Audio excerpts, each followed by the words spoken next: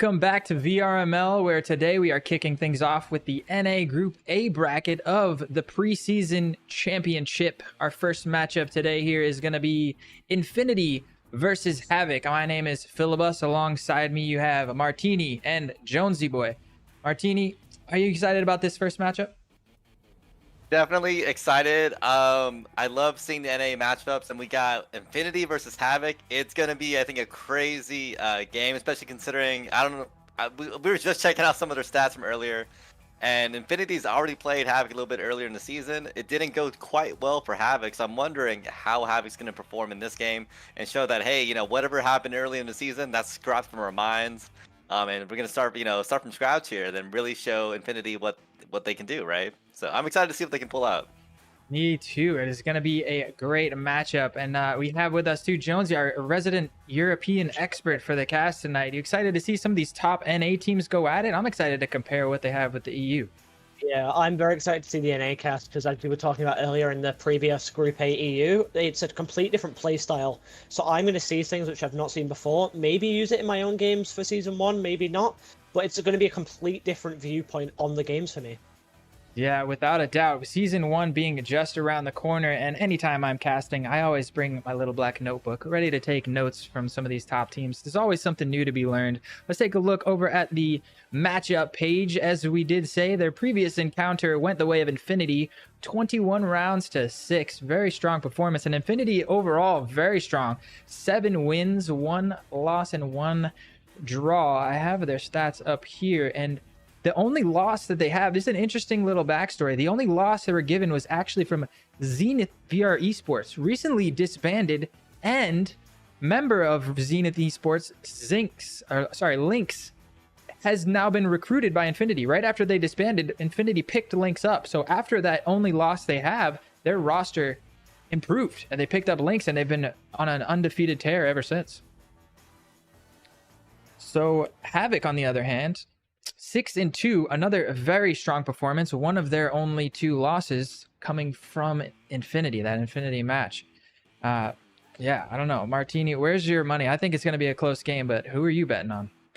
When you're looking at just the stats and even considering the previous encounter, my money is gonna, at first be on Infinity, right? 21-6. It's not. This isn't a close to almost tied game. This is definitively a win on Infinity's side against Havoc, but who knows, maybe it'll be even better. As you mentioned earlier, Infinity picked up someone else from the team that they had previously lost to, so maybe it'll be even more decisive. We're talking maybe potentially shutout material. I'm just kidding. That'd be crazy. Yeah, you gotta but give Havoc, things have changed, right?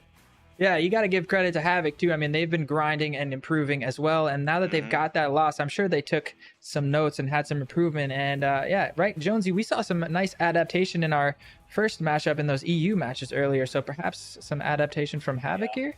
Who are you betting on? Yeah, so obviously, so I don't know these teams, but looking at like the pure stats in front of you, the games, so obviously like Hideout being the lowest for Havoc, but being the highest for Infinity. Obviously, that's going to be a fun map. Same with Factory, because that's the flip side. But even that way, Infinity still have that higher win percent. So if we're looking at stats, I'm going to say Infinity are taking this one. Yeah, it's going to be a tough matchup. You see, Hideout is Infinity. They think it's their most preferred map. They got their round win percentage is 79%. Very impressive stuff there. And I believe that's going to be our first map. So Infinity looking to start things off strong. But Havoc no slouch on any of these maps. So I think no matter which way it goes, I think we're in for a pretty solid matchup here personally. Looking at the Infinity roster, yeah, I see that Lynx GTV. That was the new pickup from the Zenith roster. These are the teams that I'm familiar with. Infinity is one of my favorite teams to watch, especially on the attack. They bring some new, innovative, and creative ideas into the attacking setups here, and just on every map that I'm always looking to study what they're doing. And Havoc Esports they've surprised everybody. They shot right up to the top of the leaderboards really quickly, and not only that, they've been hanging there with some of the best teams in the business. So I think no matter which way this goes, we're in for a pretty solid matchup either way. Yeah. So let's see. I think we've got about 15 minutes until the game actually starts. And yeah, but real quick, today's stream is going to be sponsored. Let's do that. Today's stream is sponsored by ProTube. The ProTube providing some of the best gun stocks in the business. I have my mag tube by ProTube here. I actually have a whole wall of gun stocks hanging in my closet, but this is the only stock I ever use anymore because it's just so amazing. Solid. I got the full carbon fiber shell, solid, sturdy performance, fully customizable. I have a very weird setup on mine. And yeah, it's a solid, best gun stocks you can buy in the business. Shout out to ProTube. If you suffer from shaky aim in any VR shooter, check out these gun stocks by ProTube. They will help you steady your aim. And also, HyperX providing some of the best peripherals here at the casting desk to the championship booth, all the way across the board. Gamers and casters alike. Headsets, microphones, mice, keyboards. HyperX putting solid peripherals out across the board. So thanks to HyperX for being another long-term sponsor of the VRML stream. And of course, Triangle Factory. We love Triangle Factory. They provided us with this amazing game that we are watching here tonight. Hopefully some more intense Breachers action coming your way, and it's all thanks to these amazing developers. And the game is still young. We've got a lot more coming. There's a new map around the corner. We've got competitive mode coming. What do you guys, Martini, what are you most excited coming in the future of Breachers? I actually had a question. So you use a gun stock. Do you use it with virtual gun stock on or off? No, virtual gun stock is designed to compensate for the lack of a gun stock. So if you have a gun stock, you go ahead and turn virtual gun stock off. You don't need it. It's fully stable without it. I know people that do use it still with a gun stock. I'm like, that's interesting, but you know, do what you want. Do what you want. That's a strange thought. I wonder if I wonder because it does add a little bit of smoothing in it. I don't wonder. It depends. It's probably a game per game basis, but most of the people that I've talked to, and myself included, once you have an actual stock, it stabilizes the aim so much. You don't need the virtual stock, but I might actually mess with that a little bit. Just curious. I'm always down to try everything. Just putting it out there. I'm curious. I haven't heard a consensus yet on it, so I was curious to see if you had any answers. But it looks like even you're kind of swaying. But anyways, what were we saying earlier? I was wondering the future of Breachers. You know, this game is so young in its development. We got a new map around the corner. We got new game modes coming out. What are you most excited to see coming down the road? You know, maybe because I play, competitive myself, I think that ranked mode. The fact that I can hop on without having to play with my team and still play against some high-level players in a very competitive game mode and keep my skills sharp throughout the week without having to always be with my team running scrims, I think is amazing. Also, just seeing how good these players are out there that you're just running into in pubs. Because right now with pubs, it's a roll of the dice, right? I either hop in. And I mean, this happened the other day. Either I'm playing against some random Infinity players on control point, or I'm just in pubs and someone's running around dominating with the Knut, which I think we all know. With the Knut, if you're dominating with that, something's up with your game in that game. Yeah. But definitely ranked, because I just want to see what the team, how Triangle Factory decides to handle ranked. How do they modify the rule sets? Because we've seen with a lot of other games, when they go into ranked or competitive mode, they do change up some of the rule sets, try to modify it for, I think, a little bit longer game time. And we were talking about this earlier. I think it'd be cool if they, like you mentioned earlier, maybe like best of till 9 or whatever. And I can see that being very well. It would increase the game time potentially up to an hour consistently, which I think would work pretty well for the game, at least for a ranked mode, right? Obviously, you're still gonna have pubs, you're still gonna have all those things. It'd be very separate. Are they going to change the economy in ranked? I don't know. There's a lot of things that they might change in ranked, and I think that's why at first I thought it was going to be part of the first couple like updates or whatever, but I think they did push it out a little bit further in the update cycle, which I think it makes sense because as they're coming closer to this, they're probably waiting to see how these competitive leagues play out and see maybe that might influence how they run ranked, right? Yeah, no doubt. So definitely excited. Yeah, I think take your time. Don't rush the release of competitive because you want it to be smooth. I mean, this is going to be the first real competitive mode we've had in a shooter, in a virtual reality shooter, esport type of game. I'm really hoping that they hit it nicely. So I'm glad that they're taking their time. And real quick, before we head back, Jonesy, what about you? You excited about this new map coming out? What do you think? What is your thoughts on the future of Breachers? The map itself, I just want to do the Titanic scene. It's a big ship. It's got to be there, hopefully, honestly. So the map itself looks big from the looks. I'm thinking hopefully it's a good substitute for these VRML matches, and we see this map pick now, this confusion of do we want to go for a new map or do we want to go for a map we're good at? Yeah, I agree. Adding a fourth map to the pool is going to make a little bit deeper strategy go into the map pick series, because right now you're playing all 3 maps, especially in VRML. There's only 3 maps to choose from, so that you'll actually get to choose which map to leave out now. I'm excited. And the Titanic scene is an interesting idea. Maybe each half, round 4, the iceberg gets hit. Round 5 and 6, you got the boat tilting and splitting in half. Not a terrible idea, but maybe, I don't know if we'll see quite that much of an implementation. But we are going to take a quick break and get ready for the matchup, get the server, get everybody connected. It is once again going to be Infinity versus Havoc, the number 2 seeded team in North America versus the number 7 seeded team. Havoc looking to get a bit of revenge. I'm Philibus, joined by Martini and Jonesy, and we will be back in just a minute. Don't go anywhere.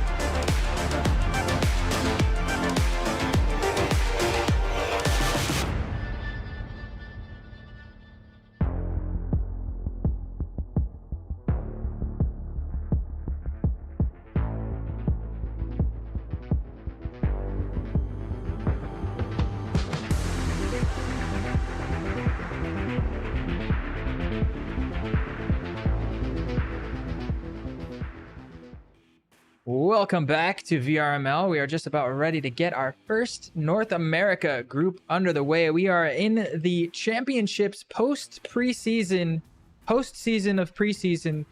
Say that 5 times fast. Anyway, single elimination tournament style bracket. That means it's tournament life for both of these teams. We got Havoc versus Infinity for our first match of the day. My excitement levels are starting to rise. Martini, how you feeling? Really good. I mean, we're going into Hideout, right? We're going into Hideout. Havoc's on the attack. I think everybody knows they're off to a good start. However, I think you mentioned this earlier. Infinity, or was it Jones? I forgot who, but someone mentioned Infinity's attacking was really their bread and butter, and I'm excited to see them really come out on the later half. You know, even if Havoc does amazing on the first 6, you know, Infinity's got the remaining 6 to really showcase their attacking chops, and I think we're really going to see that come out today, right? Still, this is game 1, right, for the NA championship. So we still haven't really seen these teams duke it out yet. People are still developing things. They haven't really started responding to each other yet. But I'm excited to see the attacking from both of these teams, because Hideout is the best map to really be showing that. Yeah, I agree. Havoc definitely wants to get their revenge. I'm sure they've got some adjustments, and they are going to be starting on the attacking side. So you almost, even for an Infinity fan, you might be hoping for a couple of rounds from Havoc, at least in the first half, so that we can see some more of that Infinity attack here on Hideout. But, yes, so we got map 1, Hideout. What do you think about this matchup here? Well, Jones, you're from EU. Are you just excited to see how the North America meta has developed? Well, yeah, I'm excited to see the different aspects, because as we were doing before with the EU Championships, you were saying, wait, he's saving here, he's not rushing here, he's buying this here. I want to see what you mean now. So you're saying that, oh, we buy this on this round and we don't save. You said, oh, I think it was you on night, said, oh, we just Hail Mary onto site. If we get a kill, we get a kill. It's better. And we don't see that on EU. We see a lot more. It's a lot more thinking behind the scenes, because if you listen to some of those game comms, you see a completely different aspect of the game. And we play more basketball in the lobby. We play more basketball in the lobby. More basketball in the lobby? Really? Like actual basketball? Yes. Maybe that's a difference. I haven't been tracking those stats at all. But yes, we do. I think in NA, I just think when it is time to attack, there is a throw it all, including the kitchen sink at the site. Everybody kind of pushes what they have. And it's less often that you see an attack fail and there's a person or two left alive that have enough freedom to get away and survive. So I think it's just a different in attacking style. We'll see as it goes in. The meta is developing on both sides of the pond, as they say. So maybe we'll have some differences. I'm excited to compare what we learned in that EU match. That was my first EU cast. So to these tried and true bread and butter North America teams, as we are going to get started. This broadcast isn't working. Into the first round 1 here on Hideout. And we have Havoc on the attack. Everything is lined up perfectly. Let me just refresh the scores here. Where's this button? Archive the replays. How do I... around. I know. Where is it? Reset the rounds. It's showing a bunch of map scores. But anyway. Game. If you go in game, it should change it. There should be a red button saying reset scores. See it. Check through the different I found it. Okay. My game button is now broken. That's great. Either way, we're seeing start on the first map. Everything is 0 to 0. I will I'll fix everything manually if I have to. Yeah, we are seeing so we are seeing 2 people on the roof already, and then we have 2 people over on the balcony near family. We have 1 person dropping off the roof. It looks like we're going 3 into family for the start here. Yeah. This is it's going to be interesting. It looks like they're going to be setting up to take the A bomb site here as they work towards control of this main lobby room. Orchid, and Venom. And it looks like... Who is that over there?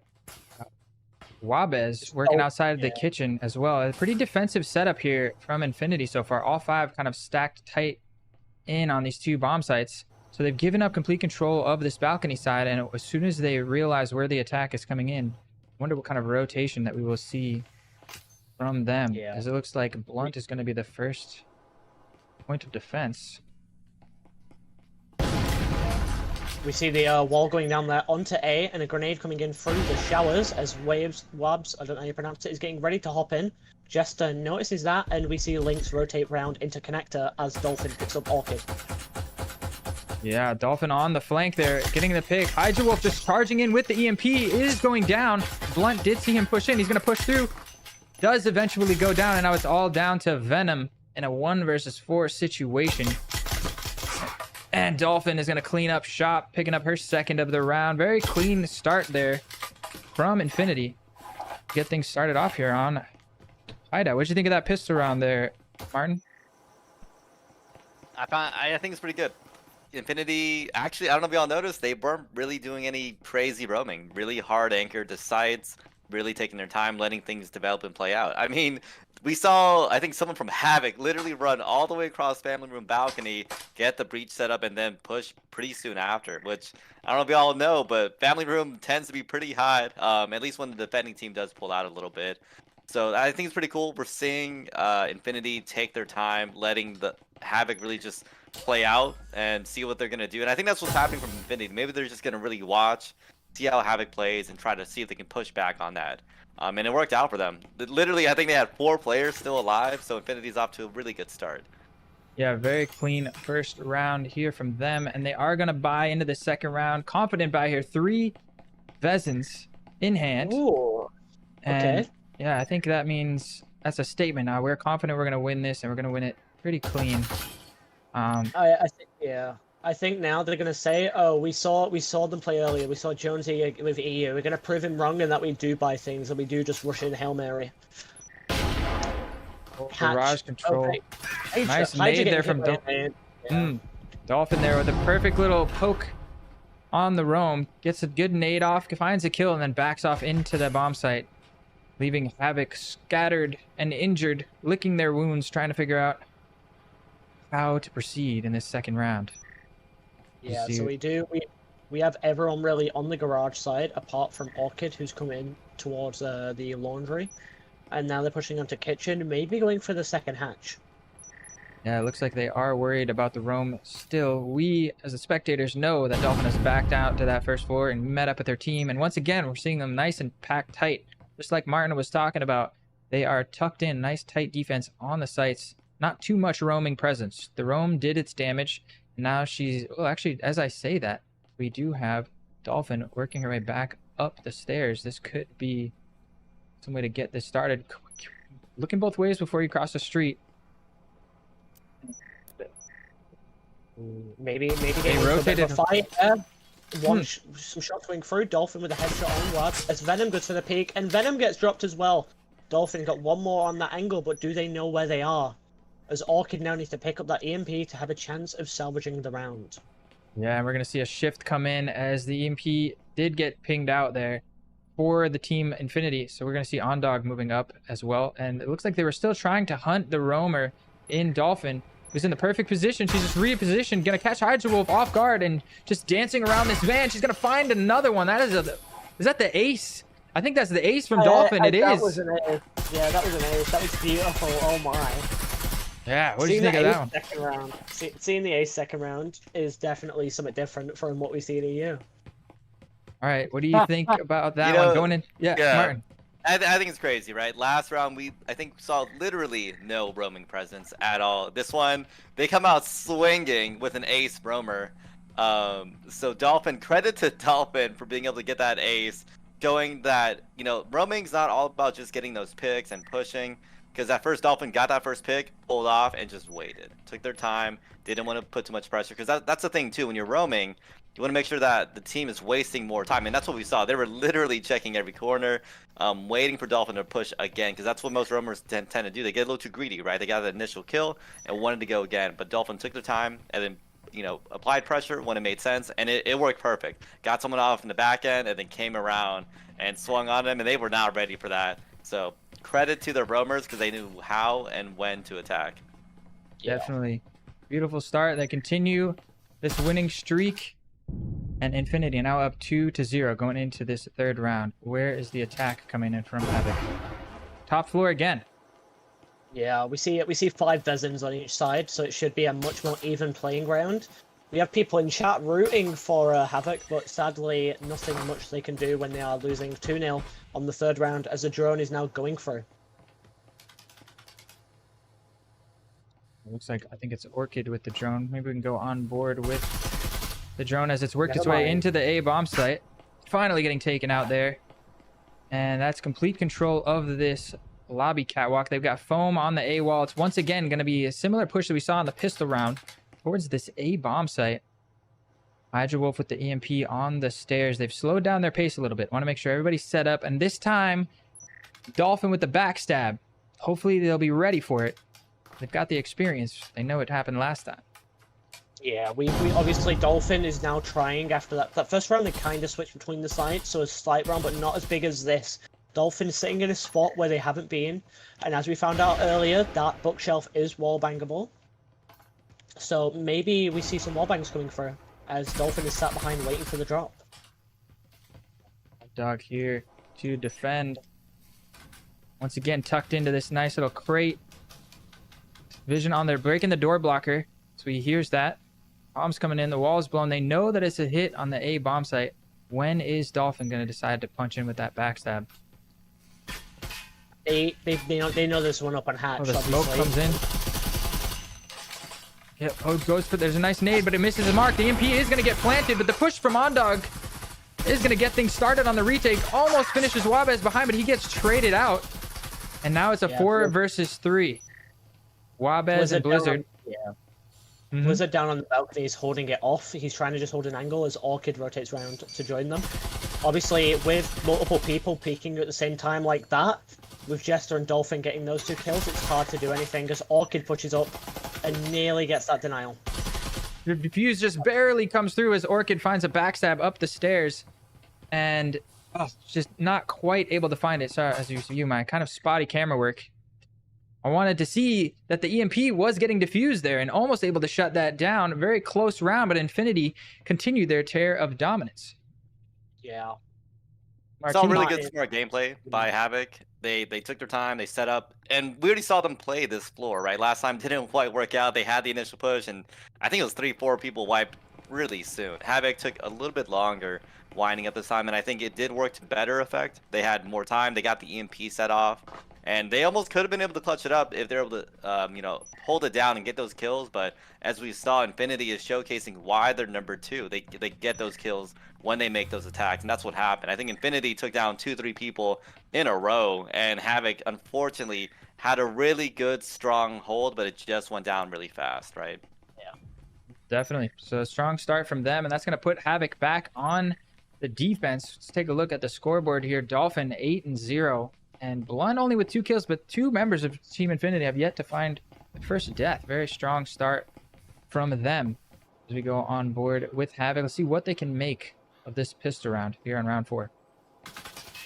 Yeah, we do see a Lynx with no credits, meaning they probably bought for the teammates who were struggling. As Havoc on the pistols is going to be a bit of a flip for this. Got to be careful, try and pick up these rifles as it goes. And as Ondog picks up Blizzard with that headshot. Things are coming out. They know where he is. A nice nade to defend as he backs up through the door blocker. Wants to get re-aggress as Blunt through the wall with the wall bang is going to find Wabez there. And now it's just Venom here to hold down the garage. He does get a kill, and he's trying to pick up the Vezin, but he's just got 2 points of health. He is going to drop to the wall bang. But there is a Vezin down if Hydra Wolf can pick this up. 1 versus 4 situation. Do you go for this or do you try to save it? Looks like he might have been trying to escape out the door, but Evil Jester was there to shut it down, and that's going to be 4-0. Infinity go up clean sweep. What do you think Havoc needs to do, Martin, to get back into this map? I think kind of expected, right? This past round, it looked like they're going for a save. Makes sense. They just had not a bad round, but they got knocked down, right? The round before, they're probably saving up going into a potential round 5 or 4. Or I'm not what number we're at, but we're seeing right now, right? They're buying in to Vezins. They're really getting ready to get a strong push into this floor. But here we are, floor 3 once again. We'll see if Havoc can switch it up. I think that's what's happening. They're not switching up. They attacked A last time. They attacked A again. And I think it was almost exactly the same gameplay. I think Havoc, especially when they're playing the same exact sites, they got to switch it up. Otherwise, Infinity's already won. They're just going to keep punching them down. And I really think it does come out to just getting those kills. Infinity is just beating them out on that. Maybe they didn't mix up how they're attacking certain rooms. That might be why, because Havoc is playing a little bit wide at times. I think there are certain times where someone called it out in one of the earlier rounds. they weren't able to take down Dolphin, even though there's 3-4 people around them, and it's because maybe they're getting picked off one by one, right? Yeah. It's all about isolating your picks as we go into this 5th round. This top floor fight again, no basement really being used. And once again, we see Havoc. Looks like they're trying to take control of the main lobby, and once again, going to try to make it work on the A bomb site. Even though Infinity's hold on there has been flawless so far, this is going to be their 3rd time trying to do this, and we don't see them switching it up at all here. They seem confident in their attack. I think maybe a little what Martin said is right. They think they just need to win these gunfights. Of course, as I say that, they are rotating, taking control of the bottom floor. They seem to be a little bit more weary of bottom floor roam, even though that's not what Infinity has done in the past few rounds. Yeah. Maybe they're rotating over towards the other staircase. See a little bit of a change of pace from them.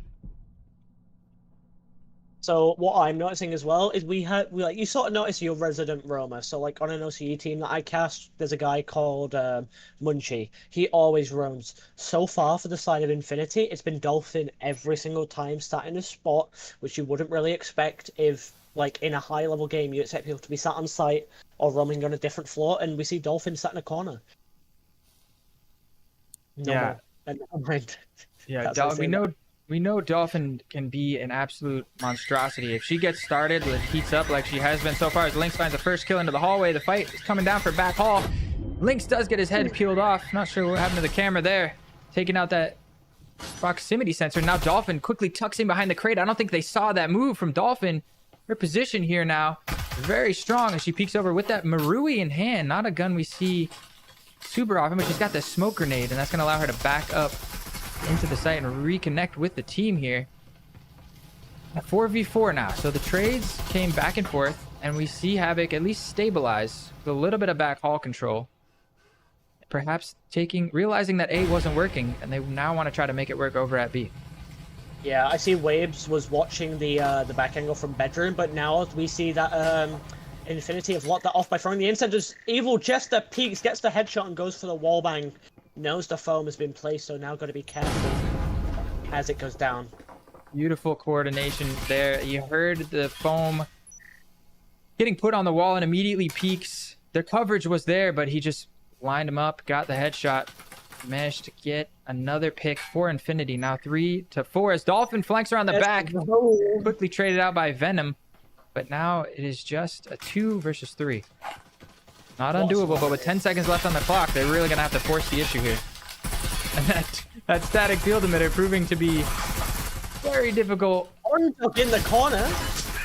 Look at that corner spot. Ondog hiding behind the globe was not spotted out. But that was a bit of a struggle. Like Havoc ran out of time there with 10 seconds left on the clock. They really just had to run in without much time to really consider where he could be hiding. I think the smartest gameplay we didn't really pay attention to. It was such a minor thing, but it's from Dolphin. Dolphin, is a roamer. I think they understand the value of time wasting, and that's what happened there. Because the team, if you didn't notice, they didn't push that little back area because they thought Dolphin was still there, tucked in the corners, just holding it down. And that's what that smoke did. It did a really good job at hiding them from running away, but still making the team think, hey, someone's back here and time wasted. And that's what happened, right? They literally were playing up until the last 10, 15, 20 seconds, and it forced the team to make some kind of move, and obviously that forced them to have a bad hand. So really good gameplay. Havoc, I see it in them. They came up, they did a huge reset through the bottom floor and try to go and attack B. As I mentioned earlier, attacking a different bomb site, really switched it up, and they got close, right? It was 2 players left on Infinity, which, as we've seen the last couple rounds, that's really good for Havoc, because Infinity had several times where they're rocking 3, 4 players or more. So the fact that they got it down to 2 and had a really good start showcases that Havoc has it in them, but we'll see how it develops, right?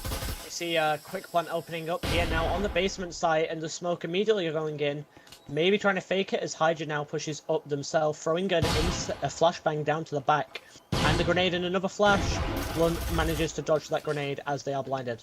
Ondog sat behind another box. More flashbang.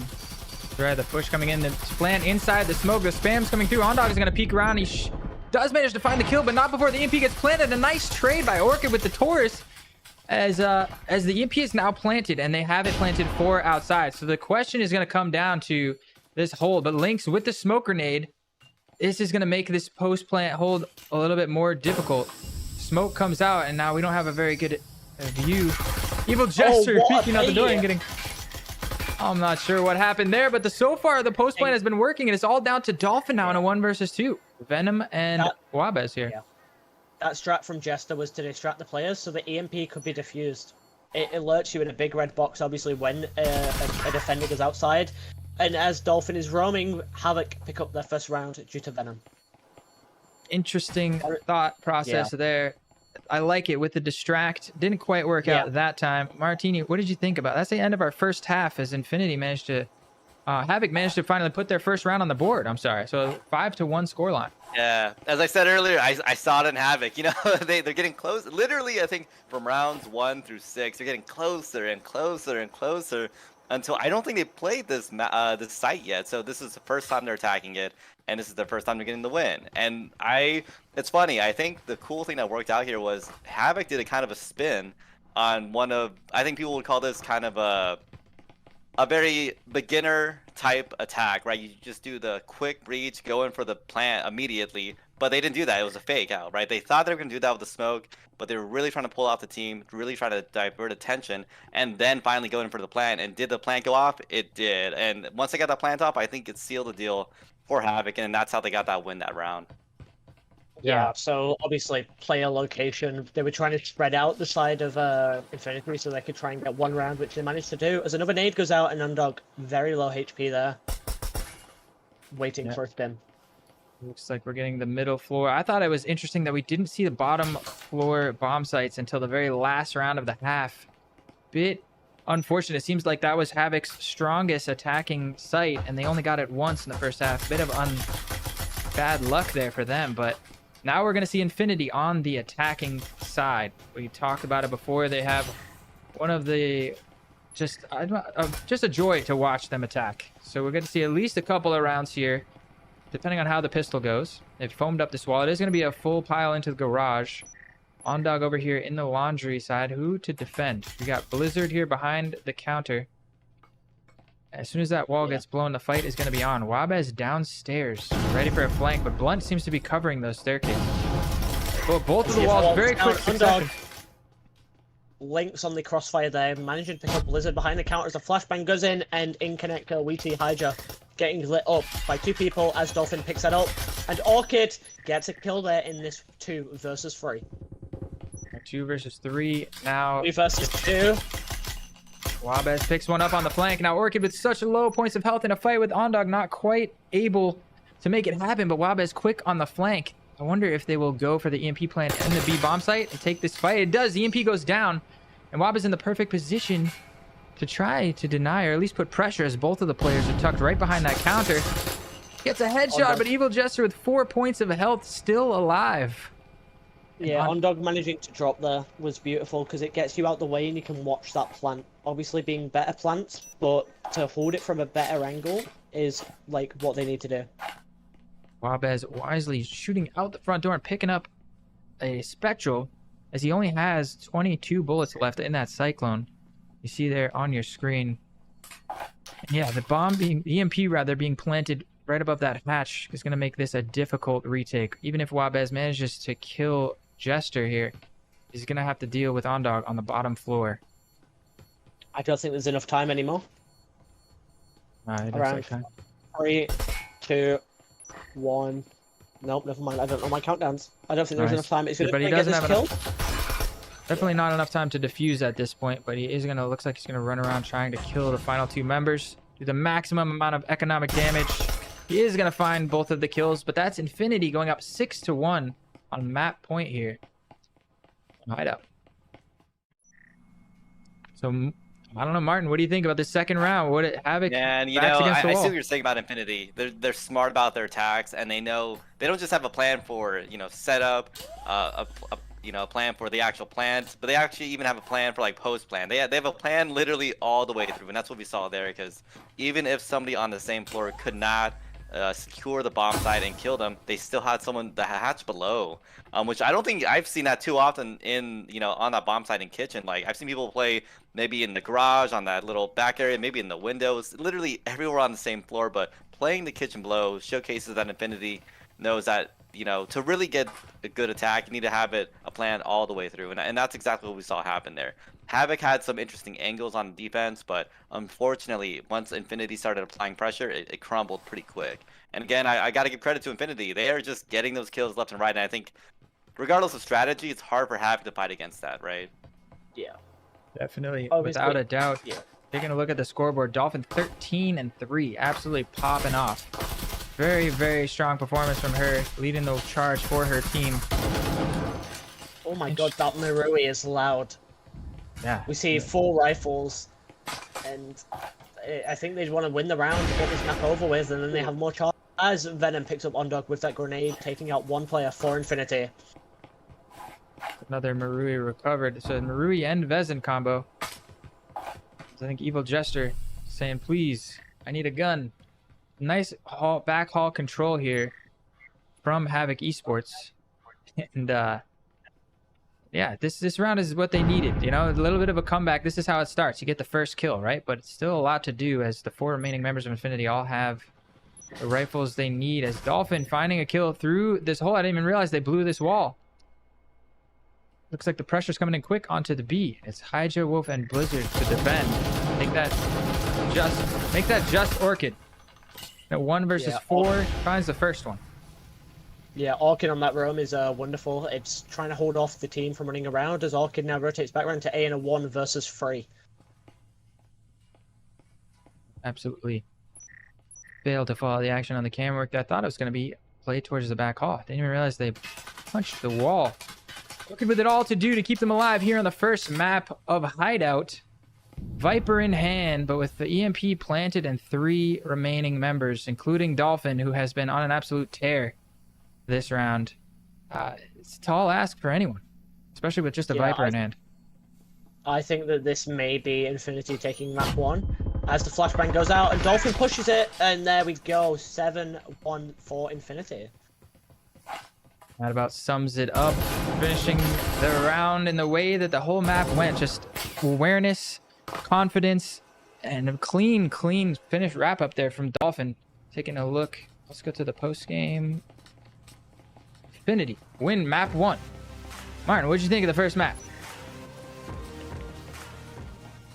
Good gameplay. I mean, that's all I can say about Infinity. We constantly kept seeing them do some amazing pushes. As I was just talking about, they only had 1 or 2 attacking rounds, but we saw, even through that alone, how good they are on the attacking. I'm sure, you know, with the second one on the attacking, they're doing full buy-ins, right? They wanted to finish it up. They wanted to head this out and get the 7-1 win. I think maybe Infinity's trying to show, like, hey, we can do even better against Havoc the first time they did it around, because it was 21-6, right? So if Infinity can get, you know, those 6 points down even more, they can showcase that even though Havoc's definitely been getting better over the season, Infinity themselves have been getting better, if not even at a better rate, right? I'm excited to see if maybe Hideout, I think we saw this earlier, right? Hideout is Infinity's best map, so maybe this is a fluke. Maybe Havoc is just way better on Factory or way better on Skyscraper, right? So who really knows? Yeah. Obviously, we are seeing Factory come up next, so we see, if you look at the scoreboard yourself, you see Dolphin going 17-3. That is just proof that if you have the right gunplay, you can get so many kills. Yeah, situational awareness, the positioning, the moves that she makes. Oh, Dolphin has just been on fire recently. If I'm not mistaken, there was a 1v1 tournament I think she won, or I saw one of the brackets and I just saw her go undefeated. Definitely leading from the front. I believe also the IGL for this Infinity squad. So shout outs to Dolphin for leading the way. And yeah, let's take a look quick at the matchup page again. So we were talking about the map win percentages. Hideout definitely not Havoc's. Well, technically it is Havoc's best map, but I don't think it was their best chance to beat. Oh no, I'm looking at Factory. Yeah, Hideout is their worst map, and Hideout is Infinity's best map. So definitely don't count them out just yet. Even though it was a 7-1 dominant scoreline, we kind of expected Infinity to win on Hideout, right? So I believe, looking at the stats, this Factory map should go at least closer. Exactly. It's gonna be a much better matchup here. And if Havoc can put this map on the board, then we'll go to a map 3 decider, and who knows what can happen on Skyscraper. Yeah, I will say pure stats alone, it looks like Havoc Factory, this is their hard counter to Infinity. If Havoc can't beat Infinity on this map, then obviously, well, I mean, besides the series thing alone, they really can't beat back on Infinity. This is their best chance, and good thing that is their second map, because imagine this is map 3 instead for Factory, and Skyscraper was the second one. It wouldn't have been a hard counter. And we saw Skyscraper was pretty even for both teams anyways. So Factory, now we're seeing what Havoc's best map looks like, and I'm really excited to see if they can really showcase that, or if, I mean, we saw with players like Dolphin, they're just really killing it out there on Infinity's side. So I'm not sure if they can fight against something like that. When you have someone just knocking heads left and right, knowing when to attack, when to pull off, and on top of that, you said they were the IGL, so the IGL is roaming. You know, Dolphin's really the jack of all trades here. Dare I say, you know, best roamer in NA? I don't know. I'm just kidding. Whoa. They did move around the most during that map. They did move around the most, as you can see by the steps. It's not by a high margin, though. So it's a fair margin. 3K, right? 3,300 steps? It's 200 above someone out, the person below there. But above that, it's like 2,000, right? So definitely, their walkers are walking, right? Big time. You know where to make the steps happen, and she making it work, leading the charge here for sure. Let's see if she can continue that reign as we're looking at Factory coming up next. Let me just let the players know that we are ready when they are. Martin, if you want to hop in. Yes. So it was, yes, that's right. I actually swap the spectators out. So we're going to have Jonesy on analysis now, and Martina's going to jump in with a shout, and I'll let them know that we are ready, almost ready. Yeah, pulling up my desktop mode. The action is going to continue. So in the chat, what are your predictions here on Factory? Knowing that this is Havoc's best map, do you think that they're going to be able to put a map on the board? I know Infinity fans are going to want to see them close it out in 2. Let us know in the chat. What are your predictions here? I'm looking. Thank you guys, by the way, for joining in. I see you've got Stanky, Mad, Souls, Destroyer. Thanks for coming and hanging out here for the NA post preseason championships. I'm having a good time. I hope you guys are enjoying the show. That is still a mouthful. I guess just preseason championships does it, but you know, I like to add an extra little. It's the postseason, the preseason, postseason. It's the preseason championship. It's easier that way. You're right. We'll stick with preseason championships. We'll stick with that. So, like we just give the players a little bit of time here.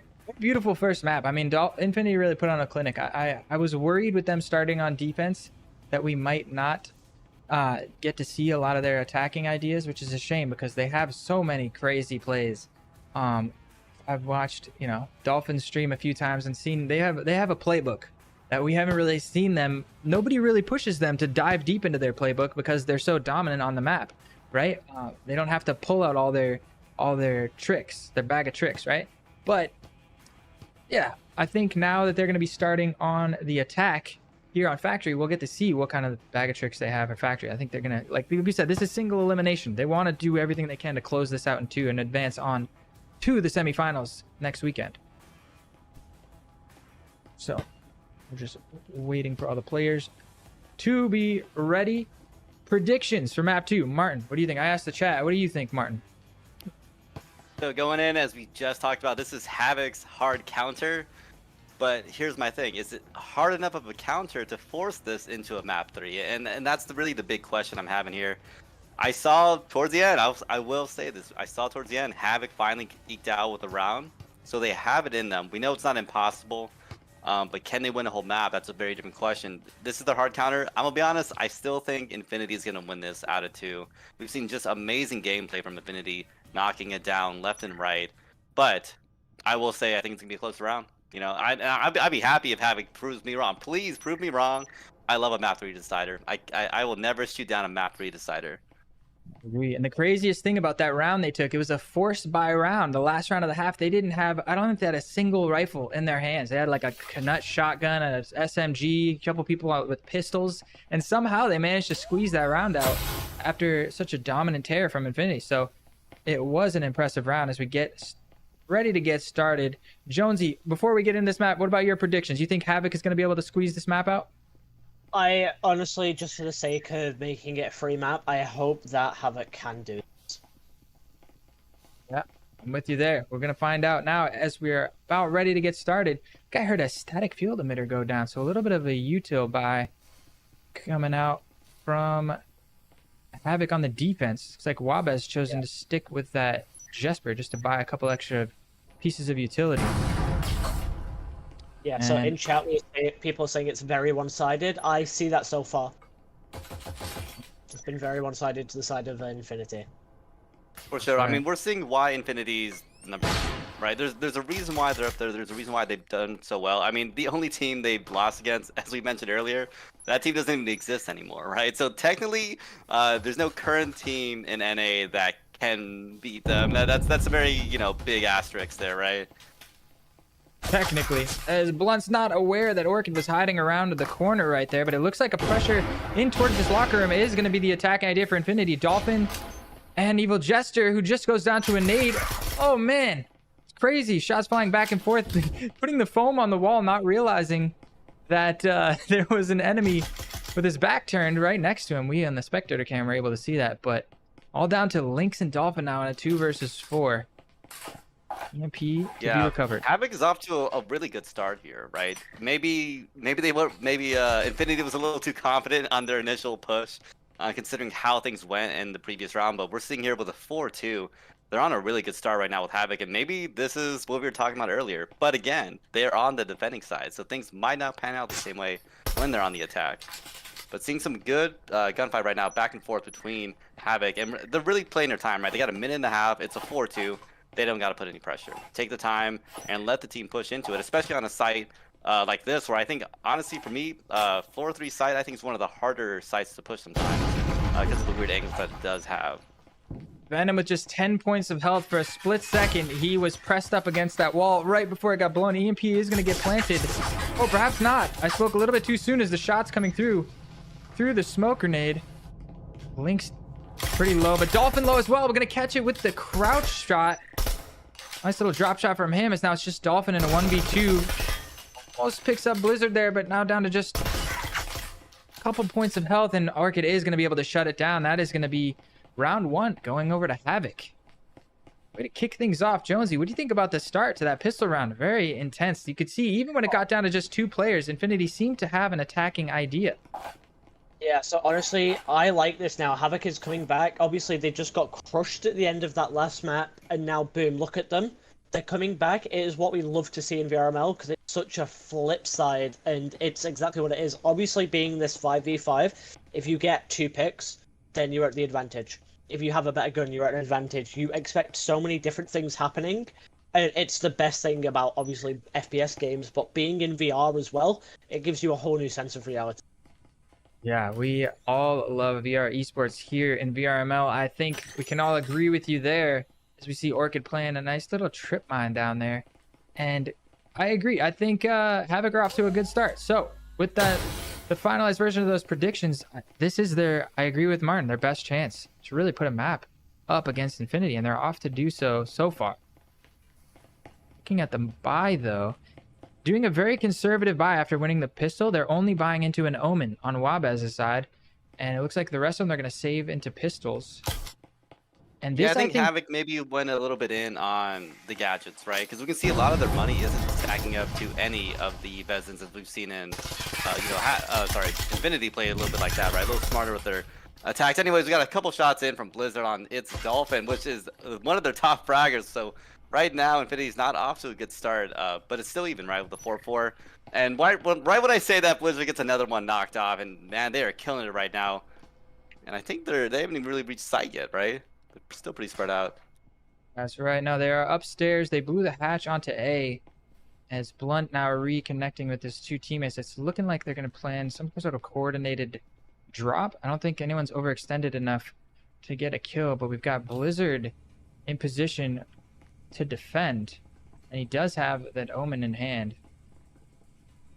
As of course, as I Caster's Curse that, it looks like Infinity wants to rotate around and find a different place to attack from, which is going to be over by the assembly side. Is Blunt going to go around the long way on his the 2 teammates? Option? Yeah, I think It's Infinity's gonna be a trying to mix B up their attacking gameplay, right? Yeah, definitely keep him guessing. Yeah, and they are going in for that hit in on that door. I don't know if y'all have seen those, but you can actually hit the door down with your hand. I do think it's funky, but they can totally go for that. Anyways, OnDog really trying to get some shots in. But again, Havoc's playing really smart on the defending side. They know they have the numbers and really are not applying pressure until the team has that attack in. Right now, as OnDog does swing in, doesn't get any shots off on anyone. Really, I don't think Venom got hit at all, right? Anyways, Venom does take down OnDog. Yeah, not quite as they are going to go for the plan here. Even though it's a 2 versus 4, Blunt is in a perfect position to cover if Blizzard tries to get over aggressive, which he does. Actually, Blunt backed up to hold the headshot glitch. Finds the first kill, gets the reload in somehow with 2 members pushing in. It's dropped down to a 2v2. Lynx is making it happen here, and he picks up the Omen. This whole round is flipped on his head. Oh, but Venom coming in from behind, and Orchid is going to manage to clean it up from that connector. What a crazy second round, but Havoc do manage to clean it up and yeah, bring it down. And back to what you said about breaking the door blockers with the hand. Man, have you not seen my YouTube video? 10 intermediate breachers tips. I explained exactly how to do that. That's the reason that I mentioned it, because I don't know, I'm not the biggest fan. I've killed people because of that, but we saw it can work. It can work. Yeah, if you want to save your ammunition. But Jonesy, what an intense round. Let's break down the analysis. What happened there? It was crazy back and forth action. I got distracted. Like, looking at chat, we see people saying like Phil's casting is good. They're trying to like Infinity doing well on Havoc and all that. But we see people just popping off each round, and it's a bit different. So each round you see a new person getting picked, each person going for a different angle, and we see Havoc now coming back too. And we were expecting Infinity just due to stats to do better. To see this flip, I like it myself. I like this a lot. Yeah, it is exciting. You take a look at the scoreboard here. Blizzard and Venom both having some breakup performance, but Orchid 4-0 right now, absolutely leading the charge for his team, and most importantly, shutting down that all-powerful Dolphin. She was on an absolute tear on the first map. But here we're coming into the third round. Now you're going to see some rifles on the hand of Infinity. So it's going to be a bit of a different story than fighting against Infinity with pistols. Well, here's the thing, though. I see that Infinity's not even fully rocking assault rifles. They're actually rocking half-buys with the SMGs. Maybe, I'm curious why they went for that. Maybe Infinity's scared of doing another save round. They want to get some kills in going into this third round. Maybe Infinity's getting scared. I don't think I saw Infinity do any half-buys, right? In the other game, but they were on a good tear, right? They're getting a lot of wins back to back. That might be why they don't have to go for the SMG buys. Anyways, using the flash to great effect there. Yeah, beautiful flash push in. They got full lockers control. Yeah, Infinity actually one of the teams that is more known for saving until the 4th round, getting a 4th round full buy-in and allowing them to get more utility. I think because they have such set piece plans that kind of require them to be able to invest into the smokes and the nades and the flashes, that they couldn't get the buy that they needed on round 3. But here I guess we're seeing an adjustment from them where they have a couple people rock SMGs. They can get the utility they need as the shots coming back in full. Hydra Wolf picking up one. Lynx finding a headshot on the Blizzard through the smoke, down to a 3 versus 3 now as the kills come back and forth. Hydra Wolf returning once again, and now it's down to Dolphin and OnDog in a 2 versus 3. Yeah, unfortunately, I mean, we'll see how this round pans out. It still has time. It's still a minute and a half, and if anyone's going to come back, potentially, Infinity is the team to do it, right? Havoc's off to, again, a really good start. 3-2. They're never on the back heel, right? They're always in the advantage against, right now, at least against Infinity, on the defending side. So I'm curious to see how Infinity is going to be on, when they're on the defense. And Havoc really showcasing why this is their top map. They're just holding it down and really denying a lot of these pushes, which is very impressive on Havoc's side, considering how good of a team is, Infinity is especially when they make these amazing pushes that we saw on Hideout, right? Yeah, you see that they have the attacking ideas. They have a plan. They know where to throw the flashes, where to get the util in, where they want to plant. And so far on Factory, Havoc has been able to deal with said plans. But now this is where it gets tricky. The immediate, who's tapping the bomb? He is going to stick the defuse, but Dolphin's going to make it onto the roof just in time to deny, but he got 2 ticks on that bomb, and now look at this post-plant situation. 2 ticks on the EMP, but There are 2 members to defend through the hatch on the roof. I wonder. Venom has some ideas. If he can squeeze that one last tick out. Oh, but with 2 members there to shoot. Oh, this is crazy. Tense situation. The post plant is so strong. Rough. I think Venom's hoping that they wish they had a smoke right now. I think a smoke would have been really fun and really cool for them to be utilizing. But unfortunately, as y'all have seen, like once you get that hatch plant, it's hard to beat it. It's such an impossible angle to fight against. Like your best chance is really like throwing the frag up there and hoping for the best. And I think Venom might be going in for a save here. It looks like because we're counting down, and Venom's got I think a Vezin in hand, right? Yeah, Vezin in hand. He's going to save the rifle, bring it into the next round. They got enough money in the bank to get a buy going here. So not a complete destruction, but I think it was looking so strong for them. They had a 3 versus 2 situation. I think perhaps an adjustment that they're going to have to make is to better control that closet right there. Because once that plant gets down in the closet and the hatch is blown and they can defend from the roof, it's almost unstoppable. Infinity are the best at playing that post plant.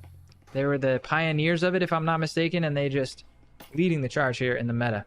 Jonesy, what do you think about the NA meta so far? That is something that's done in EU as well, but I want to try an adaptation of it. You don't open up the wall, because then they don't know you're watching from hatch. You can wall bang them because you know where the EMP is, and you're much more secure because they can't actually see you. So I would love to see a team use that instead. But I love that plan as well. It is very powerful. It's an interesting theory to come in. You'd have to take site control without blowing that wall, though, which is the main entry point. So you'd have to get full control of A. Yeah. It's much harder, but then you can walk out the back door. Perhaps a little risk versus reward type of setup going on as we head into the 4th round here on Factory. Havoc do have a full buy here. They're up 2-1, but Infinity's starting to get some momentum, perhaps, putting their first round on the board. For sure. I mean, Infinity basically had a wager last round. They went half buys with the SMGs, which if they'd lost that round, they'd be down a round right now playing pistols, right? But their wager actually paid off, which is crazy. It was a huge switch up. But again, we've seen Havoc dominate. Maybe I can't say dominate, but do so well on this map. We'll see if that was maybe a fluke, or if Infinity might be switching up the momentum here. Yeah, that was a nice little exchange. Orchid getting a bit aggressive on the bathroom side, but managed to escape back to the worm with his life. But now it seems like the Q has come in to go for the plant as the first pit came through the connector. But a nice nade from Blizzard is going to deny the plant and get a double kill, bringing this round back to a 2 versus 2. Absolutely savage as Orchid is still trying to deal with that? Sorry, I can't get over that. That was an amazing shot from them. But Orchid, again, doing a really good job on holding the back end. I think Wabez, are they going for a flank on the other side? With the Knut, and he's going to now pick up the Vezin in hand, gets the kill. It's a 2 versus 1, but the EMP was planted. Lynx brings it down to a 1 versus 1 with the kill onto Orchid. Just off screen, and now it's all down to Wabez. EMP's planted, time ticking down, needs to find this kill, knows where Lynx is. Oh, he's gonna go for the tap. He's gonna stick it. He does find it onto Lynx, and the 1v1 goes the way of Havoc. They put their 3rd round on the board, and the momentum shifts once again, going up 3-1. Beautiful. Beautiful. I think shout out to that frag. I think if that frag did not take down 2 players and extend how much time it would have taken for the EMP, this might have been an Infinity round. Yeah, that was close round. Jonesy, back and forth. I was on the edge of my seat. Where were you at on that one? I kind of can't move forward because my knees are pressed against my desk, which is more of a draw set. Yeah, so my stuff hit the best. But I like that plant spot as well, because if you do it right, if you put on the boxes, and then you sit out the window, I figure out if you're good with your aim, quick drop and shoot as you're dropping, hit someone in the head. Yep. Yeah, the plant spot is nice. It's much easier to cover than the typical kitchen plant under the hatch. But I agree with Martin. That nade came out so clutch. That double kill has completely shifted it. There's like a 4 versus 2 before that. But it was like a 5 versus 2, I think. And there was a kill and then double kill with the nade at the same time. Right back from a 5v2 to a 2v2, just like that. Yeah. Amazing. So that's how quick it can flick in these games. Yeah, no doubt. As we head into the 5th round here now, Havoc still on a tear. Infinity, although she's leading the charge, it's not Team Dolphin. It's Team Infinity a bit of a half buy, like we were talking about. They don't usually go with this half buy strategy, but we see a couple of Vezins in hand, and then 3 members rocking with the pistols. Link's picking up the first kill with that pistol, getting a Vezin in hand, and just like that, this round is starting to shift in Infinity's momentum, but he's instantly traded out by Venom. Looks like the pressure is coming in towards the A bomb site. Yeah, we're seeing a lot of back and forth right now, and I gotta give credit again to Havoc's, I think, fragging ability. We've seen him roll frags in some, I think, pretty ideal places, but Infinity's done a good job at holding him down. Right there, right? I think just a little bit further, and that frag would have taken out potentially 2 players, or put him in some really bad spots. Anyway, seeing a really good push right now from Infinity, trying to push in through the sidewall. Some shots off from Ondog on Haijawolf. And they are really trying to push it into Havoc, and they're knocking them down left and right. Now down to Blizzard, and we've seen them attack this for several times by now. So it's interesting to see that till the very end, Infinity's always mixing it up and always making their attacking unpredictable, right? Yeah, definitely tough to track down. It's not predictable is not a word anyone would use to describe Infinity's offense on any map, especially not Factory here with so many different attacking options. And I absolutely agree. Ondog especially getting creative with some shots, catching, I believe it was Venom or Wabe underneath the lab desk over there, just shooting the feet out from an angle that you can barely even see. In this game, you can't quite go prone and lay down, but you can get your gun down there on the floor, no problem. And it's been a clean round so far from Infinity. 4 members still left alive. Blizzard, almost no chance of getting back into this round, but really nowhere to go. I'm wondering if he's looking to push it or go for it. Never mind. Ondog gets the head knocked off. As you said earlier, Ondog doing really good, I think, this round, knocking people left and right and allowing that push from Infinity. Yeah, beautiful, clean attacking idea from them as we move into the final round of the first half. Havoc on the defense up 3-2. Jonesy, how you liking their chances now? Honestly, I still want Havoc to win this. I want Havoc to win minimum the next 3 rounds, just for the pure fact of I want to see this map free. I want to see Skyscraper. I'm with Skyscraper, you. Yeah, Skyscraper has the best strats if you're doing it right. Like, I found, it was a glitch, but I found a pixel peak this morning, which I'm not going to share because it is a glitch spot and you're not supposed to get there, and it's dirty. So, it's, yeah.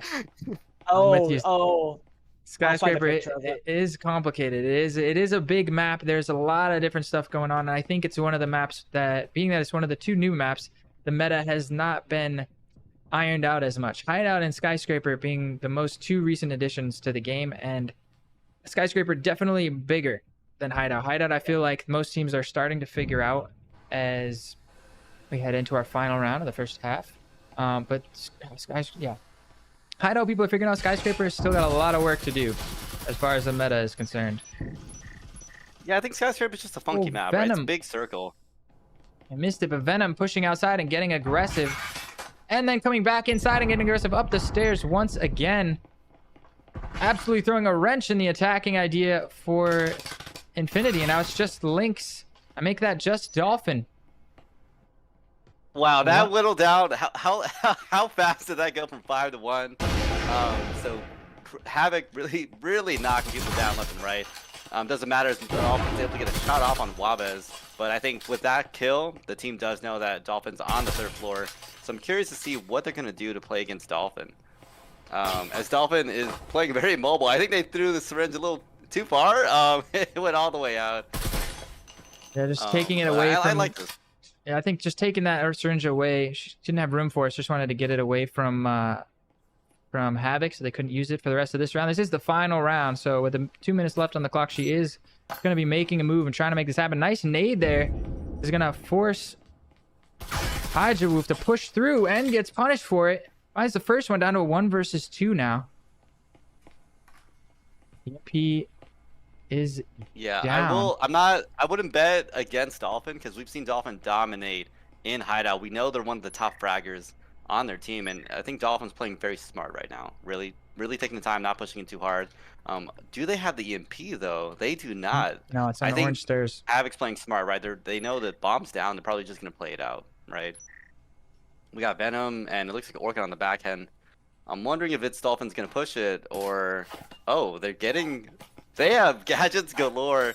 And we've saw, Dolphin has really good placement with these frags and with these incendiaries. We'll see if it does work out. Unfortunately, he does kind of fly back.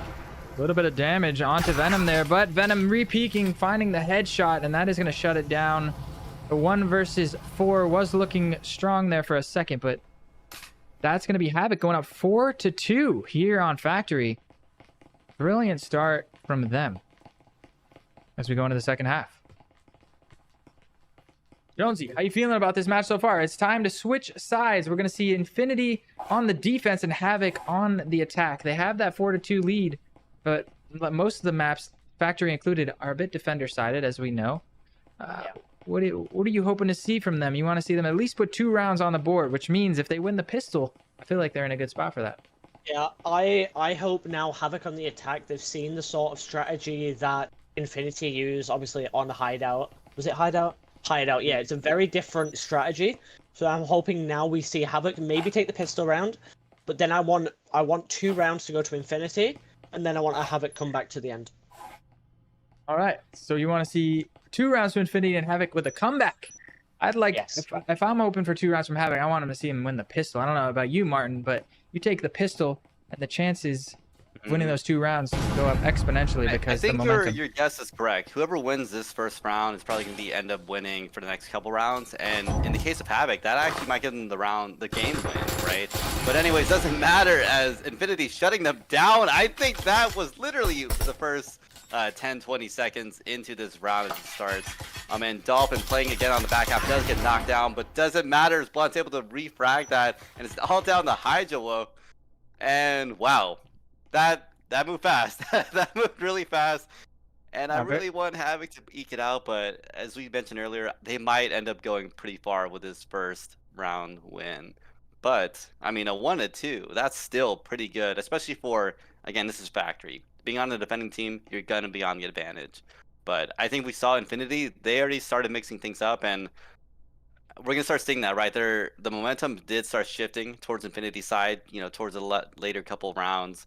So I'm not shocked to see that Infinity is going to keep that moving forward, especially on the side that's going to give them the advantage, right? Oh, without a doubt. We're in single elimination post-season, postseason championships. Yep. Keep going. And there's backs against the wall. Everything is on the line right now for both of these teams. So Infinity not going to give up anything, bringing everything they've got. The pistol round, always so important here in Breachers. So Hydro Wolf's going to pick himself up a Taurus. Can't count him out yet because he's just 2 headshots away from making this 1v2 happen. But they still have some slack. See Infinity, say they lose this round, worst case scenario, and then Infinity buy into the next round like we know they like to do, and tie it up 4-4. You're still tied 4-4, and you got plenty of chances. 4 rounds remaining. You only need half of them. It's not over yet. Still could go either way. I mean, you got to think about this. Infinity just if they slip up twice, that means Havoc's definitely in for a map 3 because at bare minimum they're gonna get the draw. So Havoc's on a really, really good start right here. So they don't have to push it too hard. They know that as long as they get 2 wins, they're good for a map 3, and I'm excited to see a map 3. One step closer to bringing it back is Infinity as they clean up Hydra there, and yeah, so it's 4-3 now, and the economic advantage shifts over to Infinity. So, what do you think the buys are going to be? Jonesy, predictions. So I reckon we're going to see an SMG, minimum 1 SMG, and then everyone else on pistols. No, we see two Cadilla. Assault rifles? Or? We see 2 assault rifles, oh my god. Is that Cadilla? I can't tell. We got an RCP instead now. I think it's Cadillo, RCP, and Blunt's going hands only, right? Melees, fists out, southpaw style. Fist meta, come on, y'all. Did y'all not hear about fist meta? That came out with the recent patch notes from Triangle Factory. Come on, y'all gotta read those. Fist deals 100 damage per punch. They're just trying to set us up for some glove skins later on down the road. I know how the game works. Definitely. Ooh. You're joking about that, but People have it. People do have custom glove skins. Yeah, I'm not joking. I think it absolutely is going to be awesome. I think make the game free to play one day and give everybody that bought it dope ass glove skins. That's all I need for my $30. I don't know about that. I might need a little bit more. Oh, Ondog we are was seeing a strong push. yeah, nice positioning there from Ondog, but immediately with the flick from Venom. Now we see Lynx with the RCP. How did he run out of bullets with an RCP? It's got infinite ammo almost. But the damage being done here as I struggle to figure out my keybinds. Blizzard finds a syringe in a 1 versus 2 situation. Cyclone in hand. I still can't believe RCP has so many bullets. How did Lynx have to reload that thing so quickly? I know it shoots quickly, You know but what it doesn't shoot that I think fast. Lynx wasn't expecting a huge bum rush, and that's exactly what happened here from Havoc. And I hate to, I can't say it was the worst idea. It's a 1-2, with one of Havoc players on site, right in between the rotation spot. But I'm pretty sure Infinity knows that they're on site and they're going to be ready to make this push at some point. Because at this point, Blizzard, if you think about it, without the EMP, they're actually trapped. Oh, never mind. Right when I said that they have the EMP, never mind. I can't look right now. Did pick up the EMP, and he is trying to punish the aggression, but Jester with the Cyclone is going to shut things down. And that is going to be a tie game, just like that, 4-4. And Infinity's right back in this. So I'm really curious. Yeah. Yeah, go There's ahead, the 2 rounds I was on about. There's the 2 rounds I was on about. Exactly that. And now we want Havoc to come back. We see it time and time again. Teams, it seems like they have such an advantage being up 4 rounds to 2 rounds, but then it all comes down to that pistol. You win that pistol, it gives you the momentum going in the next round. All of a sudden, the map is tied 4-4. It happens so often. We see it here once again. So, Jonesy, you said you wanted to see the comeback. So Infinity won their 2 rounds. That means this is the round Havoc needs to win, right? Hopefully they come back now, getting all these rounds. Yeah, I mean, they've got 4 Vezins in hand. The rifles, we see the nades, some util being buying out. They're pretty broke here. Venom's got enough money to buy some util for them. So this, I think, they're kind of going all in here on this round. I think they need this one. Yeah. I So, think, yeah. Yeah. Go on. You first. Oh, no, you're good. I think Havoc does understand that they got to come back this round. I think this is a really good momentum decider because they're already down 2. If they can't come back on a 3rd round, this might just start swinging in Infinity's direction. And as we see, there's not many rounds that Havoc can mess up at this point, right? Anyways, Ondog getting knocked down by Blizzard, so Havoc's making that strong push in. I think they know that they are finding roamers, and they are kind of, I guess you can call it roamer trapping, knowing that they can push them and try to catch them out. And that's exactly what we saw there, right?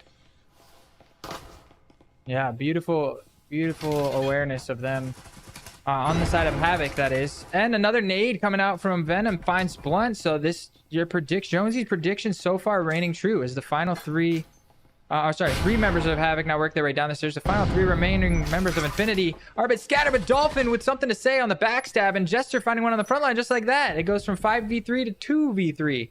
And now Infinity with the man advantage. Wabez with the bomb in hand, but they don't have control of the hatch anymore. Hydra Wolf trying to work his way back up the stairs to clear Dolphin off of this spot. And the timing, it's all about the timing. She's going to get back into There's the lockers. nothing else I can say about that, but I think they thought they got the 1 roamer, but we've seen Dolphin is their roamer. If you don't have Dolphin down, I wouldn't count the roamers out. And unfortunately, that's exactly what Havoc did. They thought once they got 1 kill on the top, they were good. But Dolphin showed them, nah, 1 kill's not enough. They had double roamers, 1 in the pocket. Anyways, Evil Jester does get 1 knocked down. And I think this is it. I think this is the decider for this series, unfortunately. This is my bet. I'm sorry, Jonesy, but I don't know if Havoc can come back. Havoc can come back from this. I don't blame you there, mate. Don't worry. And it's all about the timing there. Never right. It's called Caster's Curse. You're telling me. Really unfortunate turn of events if you're a Havoc fan. It looked like everything was going their way. They had it down to a 5 versus 3, and then just like that, Infinity. Dolphin with the backstab, finding a quick 2-piece. Jester finds 1 on the front, and chaos ensues, and Infinity triumphs. As we head into the 10th round, Havoc go from up 4-2 to down 5-4, and their money is also in shambles. Hopefully not their team morale, though, because they've got to fight on. It's an elimination map for them. They have to at least tie this map in order to go on to a 3rd map decider. Otherwise, we will be kicking it over to our 2nd NA Group A matches of the day, which is going to be, by the way, a little preview, the older guys versus Determined. For those of you who want to stay tuned for that. But back to this match. That's going to be with a different cast set as well, so you will hear a lot of different opinions the way the games go. That's right. That's right. Hopefully that second team of casters has been taking notes on how this has been going so far. And hopefully you guys at home are enjoying the show as we see Wabez swinging into this top floor. It is a bottom floor bomb sites. And all 4 members of Team Havoc here trying to take control of this orange side of the map. They are going to work their way Yeah, I in. find the 4-1 formation kind of a weird play for them to play, especially considering that they know Infinity is going to be rocking Pheasants, right? Maybe they're doing more of a flanker gameplay with that one player on the back end, but we'll see what Wabez does. I'm not sure if they're going to be able to mix it up, though, because they're basically trapped down, and they just knock down Dolphin knocks down Orchid. And again, I think trying to get another person down, and I do not know why they made that breach, because they're trapped in that little corner for Havoc. That was rough timing. Blowing the hole in the wall just opened another attacking point for Infinity to aggress through. Looks like we might be seeing a little rotation as Hydra Wolf is still trying to fire some Taurus shots in. To get back into this round, they're going to have to make some magic happen. And that nade bouncing off the Raptors not going to do as Dolphin pushes in and finds her second of the round. And now peeking a little peek outside, but we know that the team has shifted over. Wabez still on this orange staircase. Oh, and just barely not peeking around the corner. Dolphin there with a little tease. Is going to make her way back into the B bomb site. And just as Wabez retakes the position, the timing and the trip mine. Big damage there.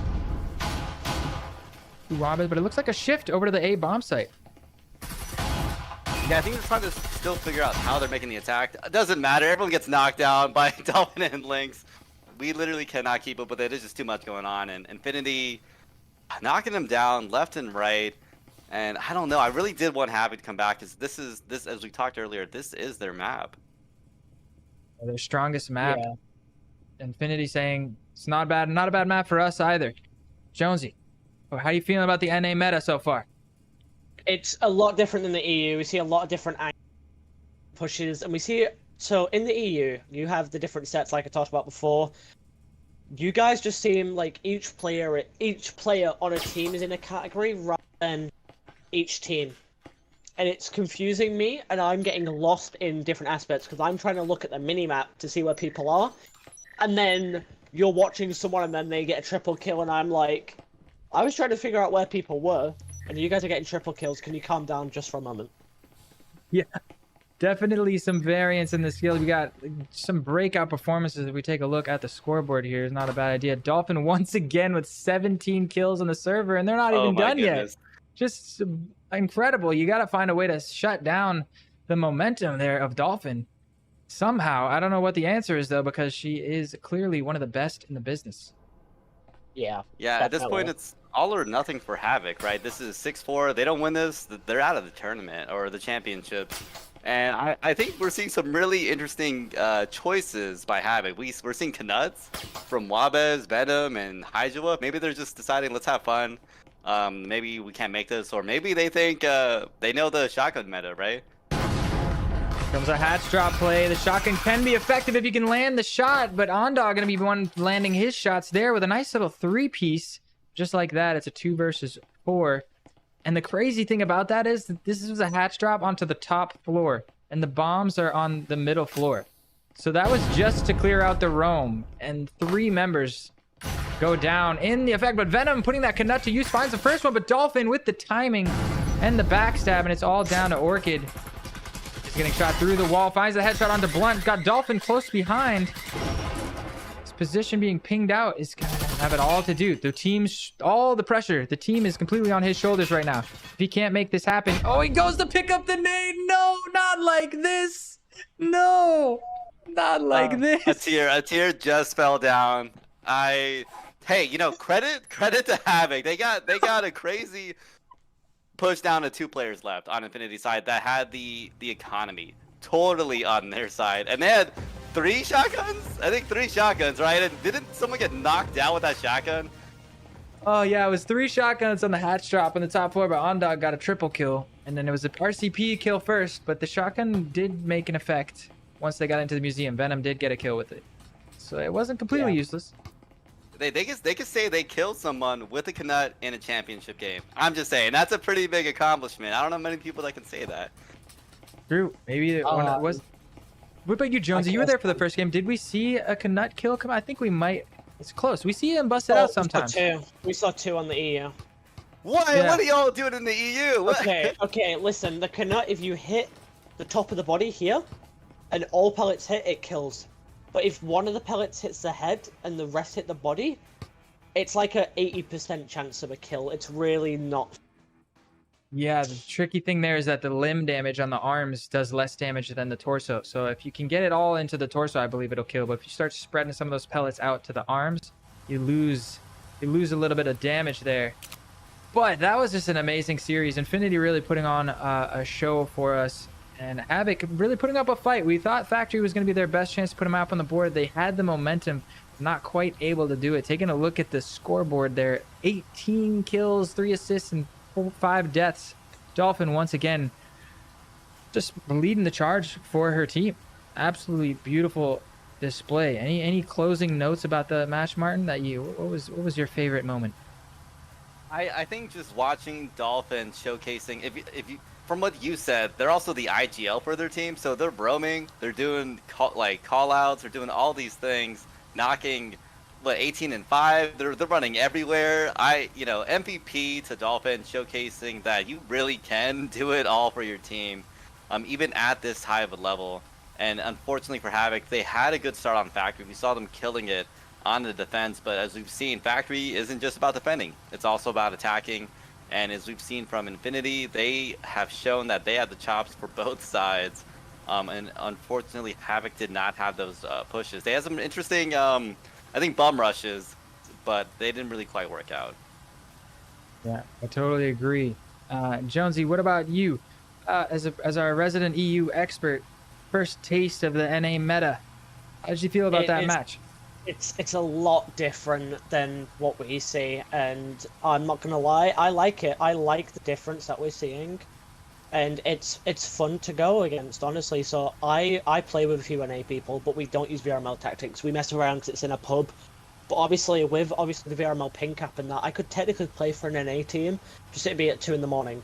So to be able to actually cast an NA VRML match, it made my night. Oh, I just saw that final replay on the actual stream with the delay, trying to pick up the nade. I feel so that's brutal for Orchid. I gotta say, that probably sealed the deal for me as well. I think that might actually be my favorite moment. Reaching for the nade at the last second. You needed just a fraction of a second to pick it up. But it was heartbreaking. I mean, that is a terrible way to get knocked out. As far as I'm aware, you can't pick up an enemy grenade either. No, that was his grenade. It was his grenade that he had thrown. Yeah, he blew himself up. It was a bad bounce. Bad bounce. Unlucky. That was content right there. Beautiful moment of the stream for me. I had a blast. I have been Philibus. It's been Martini. Real quick, shout outs to our sponsors for the stream: ProTube VR, HyperX with the peripherals, and of course Triangle Factory for bringing us this awesome game. From the caster's desk, we're going to be signing off. A little bit of a break. You have another match coming up for NA Group A. We're going to be swapping casting crews, so you might see a little hiccup in the delay, but it should be pretty seamless for you guys. Stay tuned to see the older guys versus Determined coming up next.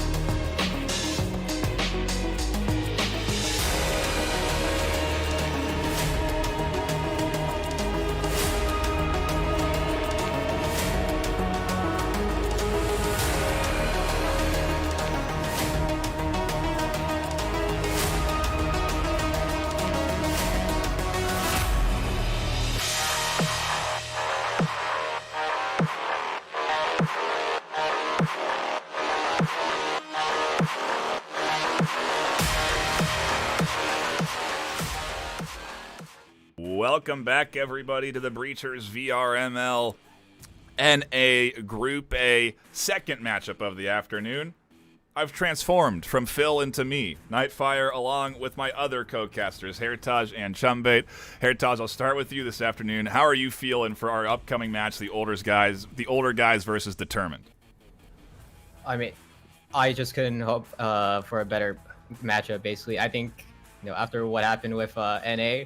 With the last matchup, ooh. I wish I could bleach my eyes because a little bit of an unfortunate nade to send them out the tournament, but hopefully because it was a little bit of it was a lot closer on map 2, but hopefully ignoring that, hopefully we could get something pretty similar in terms of scoreline. Older guys in tournament, two teams Determined they're a lot more early. They came in a little bit later. They still showed up and then, basically proceeded to dominate like the NA ladder. Older guys, they've been here for a long time. I think, they were here since 8 or 9 games played already. And yeah, they played more than the 7 games you would play over the course of the 7 weeks of the preseason. They did challenges. They got in there and played a ton of games.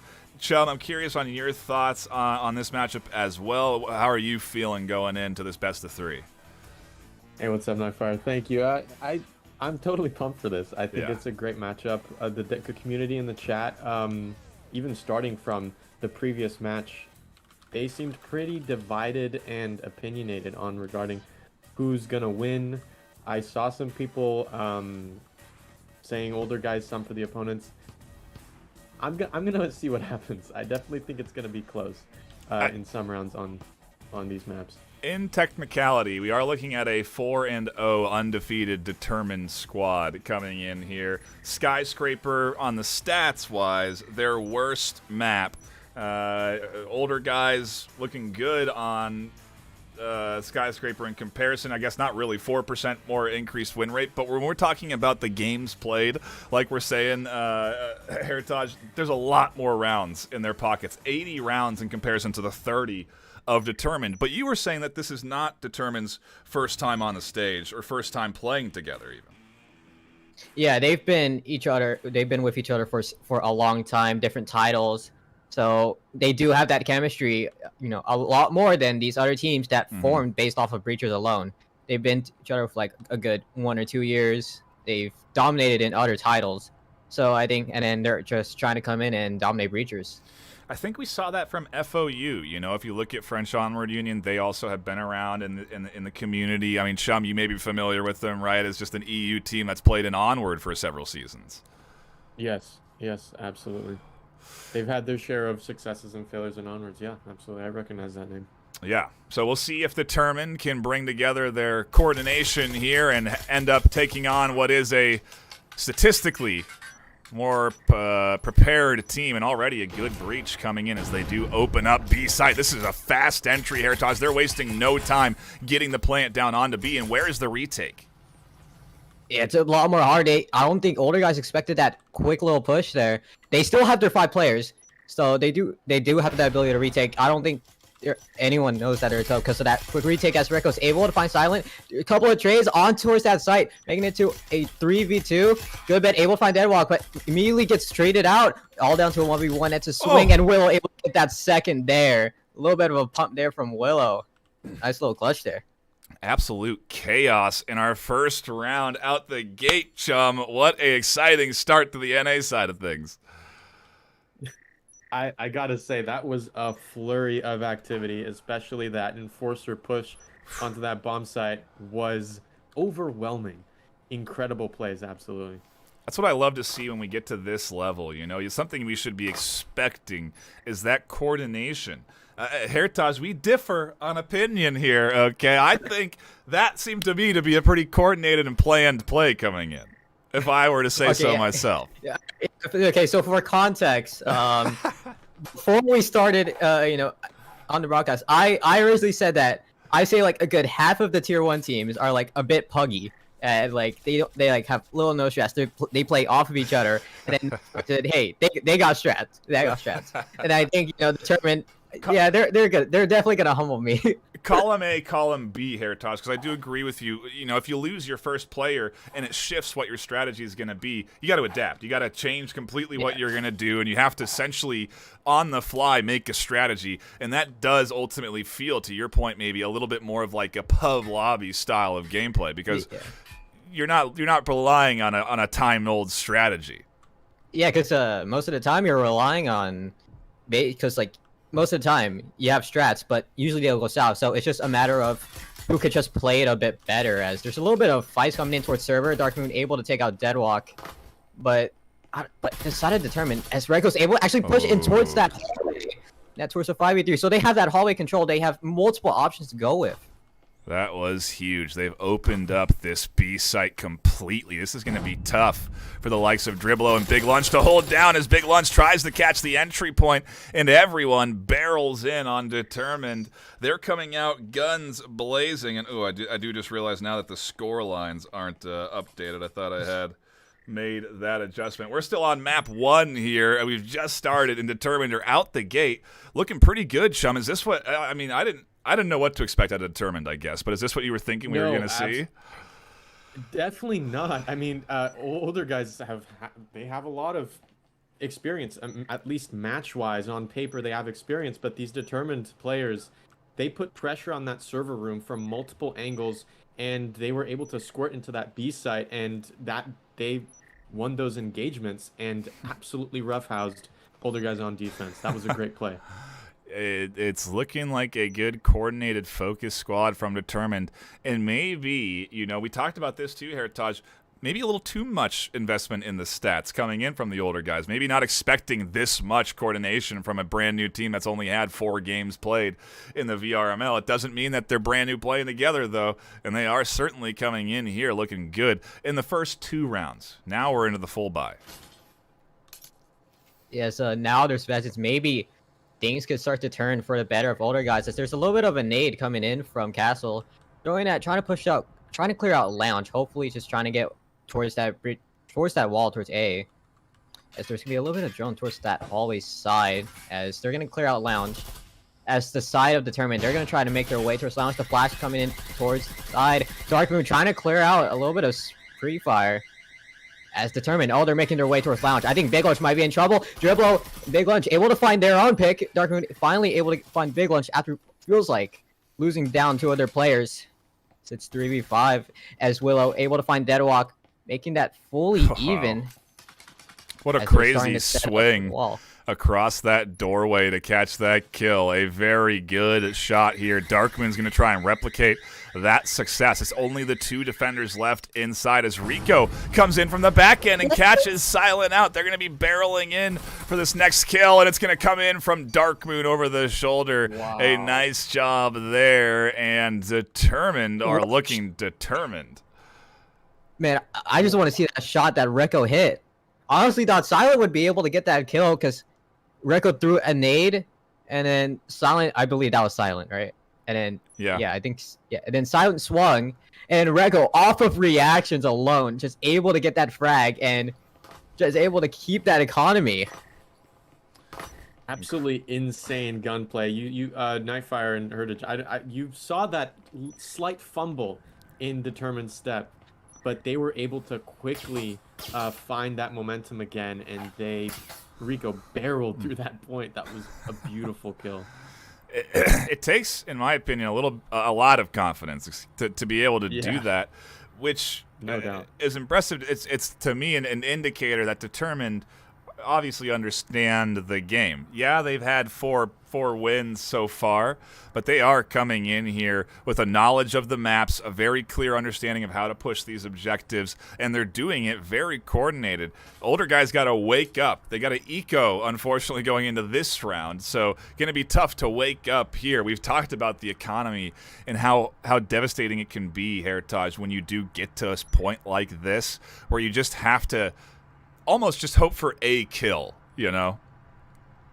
Yeah, and it's just so devastating because you're under, and it's just not as forgiving. Oh, wow, what a flash. But yeah, it's just not as forgiving as, oh, okay, so just let Rekko slip by. As Rekko is just able to push on his side, Solid able to get Rekko, but Goobet's able to get that refrag, able to get that second. As decided determined, they're able to push towards Radio. They have that option to go for the wall here on A with that breaching foam as well. As Castle able to find Blame aim, trying to catch him off towards that hallway. As that wall falls, this Castle's going to be pushing in. Immediately shut down by Dribble.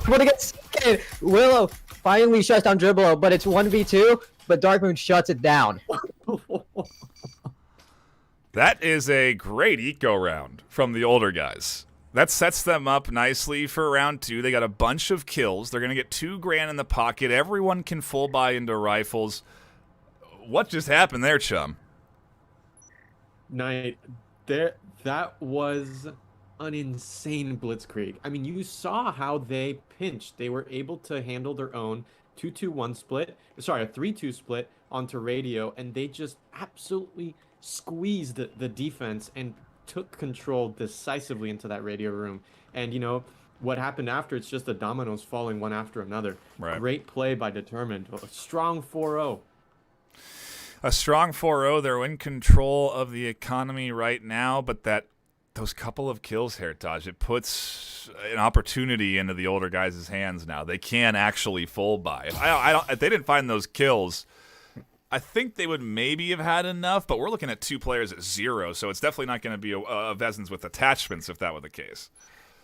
Yeah, and then there's also that you know, you're down 0-4, as you know, those 3 kills on taking out you know, 3 of the members of Determined. You're able to get some utility, so you do have that life, but that also comes at the cost of, you lose this round, you could be potentially facing that as A's gonna be fully open. It's just a straight up firefight. Big Lunch able to get 2 as it's a 1v3. This looks way better for the side of the older guys. He's dribble flash all down the Darkmoon into a 1v3. Blinked and you would have missed this breach. This Determined team is putting the pedal to the metal on the pace. They are pushing in, guns blazing, and Big Lunch is going to be first up. No, it's going to be Dribble. Big Lunch, the transfer. That's the double kill coming in from Darkmoon. They're now set up to grab EMP, which they do, and push into the backside of a site. Potentially get the plant. All the while, I Blame is still not quite rotated around to the A site yet, and they get the heal. So it's going to be a full health 1v1. Wow. Oh, I thought it would get... Oh, I thought this looked winnable for older guys. Just Darkmoon. Wow, just what a shot. I'm not sure if Darkmoon knows that Blame IM's behind that. Oh, I think he's... Oh, I thought he spotted the feet. I did too. Oh. I thought for sure they saw the feet there. At least Blame was able to stop the clutch. So yes, that's their indeed. first round win for older guys. But I think it's a bit too late now, as it's 1-4. It's last round, and we're swapping sides. You know, down on this where a map like this is so revolter-sided that it doesn't look great if you're down like a single round. At least a chance to get 2 here, though. So if they can get this second round, they've got at least economy in their pocket. Chum, that was finally a moment for the older guys to really take that in a much more commanding fashion. Absolutely. Those refrags, one pick, were going out, but in the end, older guys, they came out on top and had that 3 versus 1 advantage. Beautiful attempt to try to win that back, but you know, that 1v1 defense shut it down. So thrilling. Really thrilling gameplay here. Yeah, we are into a fun set so far at the start. Well, I suppose for the second matchup of the afternoon on the NA side. It's been a long day of Breachers, I can tell you that much. We've had fantastic EU battles unfolding so far. NA's looking good, and yeah, they're pushing in quick to A site here. Already opened it up. A little bit quick as there's two of the other guys able to get their own frag, but Willow able to get it too, making that fully even. The EMP plant coming from Willow, that's gonna be on the outside, but look at that nade! That's gonna end up a little bit short. Clicked a little bit longer. Castle trying to defend that rotate. Go outside, Willow able to shut down Silent, try to go towards the outside. But look where Deadwalk and Bill, they're able to push in. All down to a 2v3. Castle gets spotted! Deadwalk with that wall bang. Down to a 2v2. It's still fully even. But the other guys, they don't know where Determined is. And the EMP is down, so it's an EMP defense right now coming in from Darkmoon and Willow. It's why you're not seeing Darkmoon apply any more pressure from the position there. And right as Big Lunch rotates out, the stealth goes away. They push for the plant. Darkmoon is there to push in. The nade's there. Willow finds the kill and the connection. Big Lunch pushes outside, and they get shot in the back. Ooh. It's a clutch from Determined as they work the duo, pinch in between them, and find the kills they need under the EMP plant. They come out of that 5-1. We go to the reset. What a stellar 6 rounds from Determined, really. Wow. I mean, you saw Determined fumble just a little bit at the start of that push onto the site, but they lost a couple. They managed to put that EMP down, and they immediately retreated back trying to defend. They lost one on the bomb site. But with that perfect coordination, they were able to lock that EMP defense, as you said, Nightfire. Beautiful coordination. I am loving this so much. Yeah, I would like to point out something. I've realized that, during that first half, Determined, they've always done splits. They've done a 2-3 split, 1-4. Well, like, it's always going to involve a pinch somehow. I think that's the type of Determined that most people in Breaches are used to. Obviously, it's common to pinch a site. Right. As that's what older guys are doing as well. They're just gonna try and play towards service side. You have one guy playing towards red room, which is a lot more understandable because from what it looks like, they're trying to take server control. We're gonna get a fight right away with Darkmoon here. Iblame's gonna swing in through the window as well, and there's gonna be the first pinch of the afternoon. Darkmoon knows it's coming.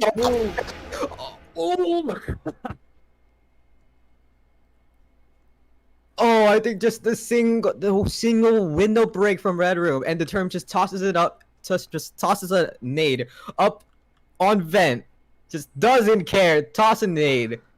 Man, those those $300 are definitely worth it. I mean, that is the consequence of coordination. And understanding coordination. They knew that when that window opened, that the swing was likely coming in behind them. So they just nade the hatch up atop and then tuck in. They don't even know that they've killed 2 players until they later check. I'm sure Rico sees the bodies in the vent up there. As another good nade comes down. Oh, if they could have cooked that, imagine. Wow. Darkmoon and Rico were able to tuck in around the corners just in time. Oh, if they were just out in the open, that would have been big for older guys, but no. Rekko was playing close towards the red room, and Darkmoon was just able to push into hallway safely. It's just a big advantage. You're down by 2, and you just have 1 player at 3 HP. And it's just, what can you really do here? 3v5, the pistol round vital for the older guys to get back some ground. They need at least a couple of kills as the push out from Rico catches 1-2 just over the top, and now it is all up to I Blame My Aim. 1v5, and this team is on the hunt. There are 4 pistols staring here, trying to shoot at the hand as soon as it comes out. And here's the question. Do we see the ecos that we did see on the EU side? Is iBlame going to say, I'm not going to give you this money and tuck in? I dare say they will. They look out for the kills instead. They're trying to do some damage. They're so hungry. They want to do the damage, and it's just Rekko just leaning over to just get that extra cash as we are facing map point for Determined. I think if we had the ability to do votes, Chum, that Determined I don't know. What would you say here? Did you think we would have been Chubbs first? How do you think it would have been split? Because I could actually imagine it being almost kind of 50-50 would be my vision. I mean, if we were to do a poll for the entire league, I really couldn't predict that. But definitely for the people watching in the chat, showing their support, old guys definitely had their support. They had those comments coming in on the live stream chat. Okay. But wow, I can't. You can see determined. They are playing so intelligently. You know, at a certain point when it gets to a high enough level of gameplay, they know that their opponents, who are very talented as well, they're going to be doing similar things. And so by predicting the smartest plays, they're able to counter that. As you saw with that grenade, was insane. That's exactly what Determined did a couple rounds ago on server, and they denied it with a beautiful nade. A little bit of drone work coming in here to get our first entry point cleared. It will give a little bit of info. Rico's position is known, and already is iBlame barreling in towards the back of B site. No, they're getting ready to though. They have that window available. Good bets here. So is Castle. It is a rifle buy. Oh, this could be. Oh, that's two with the tripwire from Recco. Absolute god placement there. As the map is going to start to pull away from the older guys. Recco trying to take a couple of shots, spotting dribble outside of that hallway. It's just anchoring towards that site. Not much you can do. Older guys, the best you can just do is play and just hope that Determined is able to just make a mistake.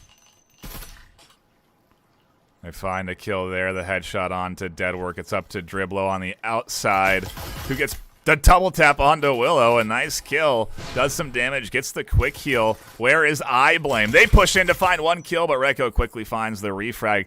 Dribblo is now in a 1v3, and they're going to challenge. They're going to push up into this bathroom and look for some kills. They do find a nice headshot to start things off, but their health down to half, 45 at that. They activate the camo and back off from B site with a minute and a half left to work with. Yeah, and the healing syringe to work as well. It's just a matter of time. They have a minute and 25, but the gun difference as well as HP, a little bit of the shakes coming in from Dribblo, and Dribblo is just 2 frags away from doing the unthinkable. He's gonna be pushing through. He's gonna be pushing through bathroom. Hopefully, just being able to find one. There's the stem there, so yeah, an extra pair of life. Just giving a bit of hope. A ray of sunshine that they're going to try and disperse through this doorway into the bathroom onto the remaining duo of Determined. Rico and Goodbet patiently waiting. 50 seconds left. A pistol in hand as Dribblo peeks out and Rico stays tucked in. Goodbet on the short corner will pop out and spring their trap, and the duo works so well together. Again, what we've been seeing out of Determined as they take map number 1, 7-1. Skyscraper. Let's look at the stats, just to get a picture of what those are telling us. But Skyscraper was Determined's worst map. It was also the older guy's worst map. And now, if we go to somewhere like Hideout, do you think the older guys are going to have a better shot there? I'm curious your thoughts on that, Heritage. Where do you see map 2 taking us? Hideout's a unique map. I think, in my opinion, one of the more, I would say, even, but you also have to worry about, most of the time, you're not playing full site, and then that's the thing with, I think, Determined as well. They just push through because everyone's not used to these rushes, and I think this works, right. I believe this actually works heavily in Determined. You've seen those rushes. You've seen how successful they were for Determined, so, this map where it's just common to rush, and, Blitzkrieg is a lot more prone to happening. I think this could be a blowout. This could be a lot more in Determined's favor. We are waiting for a 5th to jump in on the older guys, and we will be hopefully jumping into map number 2 shortly. But for now, Chum, I'm curious on your sort of final thoughts on map 1, because I was certainly surprised at just how coordinated Determined were. Nightfire, I'm right there with you. It's absolutely electrifying to see the way these guys are playing. You can see even on defense, they move. They really move and get out the way of that nade there on server. They are absolutely on it. You can see the wrinkle brain plays, if that's a way of describing it, and they are aggressive, but measured. They are aggressively measured, and I absolutely am blown away. It reminds me a little bit, Heritage, I'm curious if you think this, of the Infinity squad with how they play on offense, where they're super coordinated and push together, but do it super quick. Yeah, I mean, there is a lot more. Yeah, I did spot the similarities, but something with Infinity is they're a lot more slower paced. They don't, do a full. They don't do a full push until they're able to just bait out a couple of players. If they have that intel, they'll just go for it. If they don't have it, they'll play a little bit more safe. They'll play a little bit more cautious, and something I suppose we can. No, they just played. Did they play before this, or was that Eternity? I get the two mixed up so much in my mind. Okay, it's so hard. Infinity did play. Okay. I believe Eternity is tomorrow. Then I think they're in the. Okay, don't get it mixed up in your head. But either way, there's more games also tomorrow to be looking forward to. We have at least one more map ahead of us. If Determined take the second map, they will be one of two teams to advance on to the semifinals, which are next weekend. This is Group A. Tomorrow is Group B. At the end of this weekend, we'll have 4 teams from each region advancing on to the semifinals, where they will battle out for a chance to be crowned first, second, and third of their region in the VRML inaugural preseason. Bragging rights on the line, and I'm looking forward to seeing what kind of matchups we get for the semis. I'm already starting to think about it, Heritage. I don't know about you, but let's just imagine Determined versus who just won. I'm blanking on who just won too. I think it was Infinity. Determined versus Infinity. I think they're both aggressive teams. I will say that. What? So then I think it's just chaos. Maybe, is that? Yeah, I think we may see chaos next week. Just imagine just Infinity. I could think of, like, right in my head is the gym in Hideout. Like, that's definitely gonna be chaotic. Yeah, it's gonna be. We're not there yet. Okay, older guys could pull it together here. Who knows? That was a strong 7-1 start, but still a 7-1. There was a round that got put on the board by older guys. They didn't get completely skunked out. And so I'm curious to see if a map swap is going to be enough to get the older guys back into this. But, geez, what a start to the NA side of things. A quick shout out to our sponsors. ProTube VR, offering fantastic stocks to help stabilize your aim in-game. They also have force feedback models that help add to the immersion of any of your shooters by literally adding force feedback into your shoulder. It's really cool if you want to be more immersed in your favorite shooter.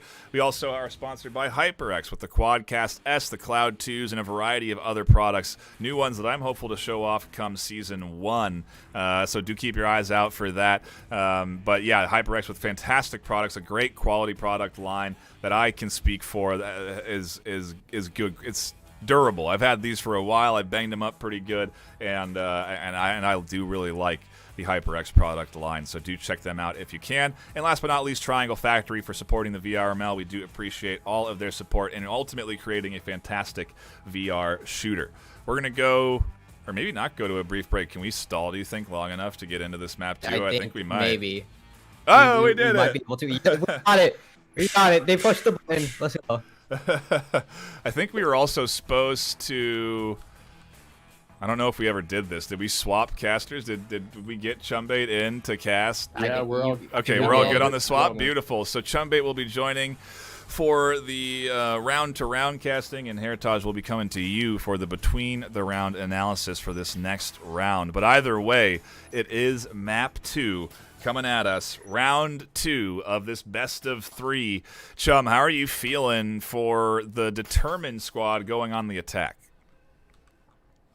I think they're going to continue to bring that aggressiveness, that determination to really win these guys over. They have older guys. I really hope that pun wasn't intended. It better have been intended. Okay, it's the only good pun we can make, and frankly, it's true. They are focused here coming into this series. Okay, I mean, honestly, we're seeing a very good bit of coordination coming in. But hey, it's yeah, we can all cringe together collectively at what was a nice, solid pun coming in from you on that one. We appreciate that, chum. Thank you. No, but you know, something to look out for definitely is that older guys have that reputation because they've really shown that they are capable of playing very well in the league. They are respected players. Yep. And this is going to be a slightly slower map, as we can see, carefully going down through blue onto that floor. Bit more open space to work with for sure. More opportunity for the roam on defense, as we do have the hatch open here, or the door, excuse me, opened up onto the back of A. They'll continue to advance forward towards the B site as the hatch opens up there for Castle and Darkmoon to drop back. And look at the synced up work here coming in from Determined. The 3-2 split that was identified early, and it gets picked apart by Big Lunch Silent. They absolutely deny entry as Darkmoon comes flying in for a double kill. Turns things into a 2v2, and we're down to the line of HP. They need some syringes, something, as Deadwalk's going to be barreling in. Unfortunate TK there, but definitely Darkmoon clutching that with that 2-pick. Deadwalk so close, as well as I Blame nearly getting into an engagement with more shots going down on the EMP. Deadwalk finding one. Willow is tucked in, so low health. With that other defender roaming, they are getting pressure on older guys. Pushing the EMP, and Blame My Aim cleans that up. What a crazy engagement. You could see that they were taking it slow, and at that last minute, just crashing in absolute chaos erupted. A solid round one here, Tosh, coming in from the older guys, bouncing off of a 7-1 loss. This is a nice start.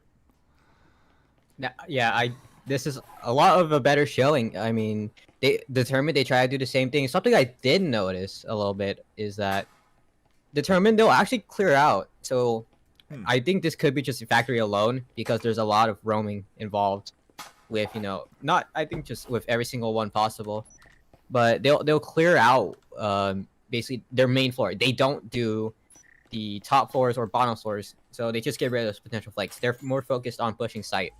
So, and that's what they did. So every time that Rekko was able to push through and get that bridge foam, every single Determined player that was actually above went towards that hatch and was able to be ready for that execute.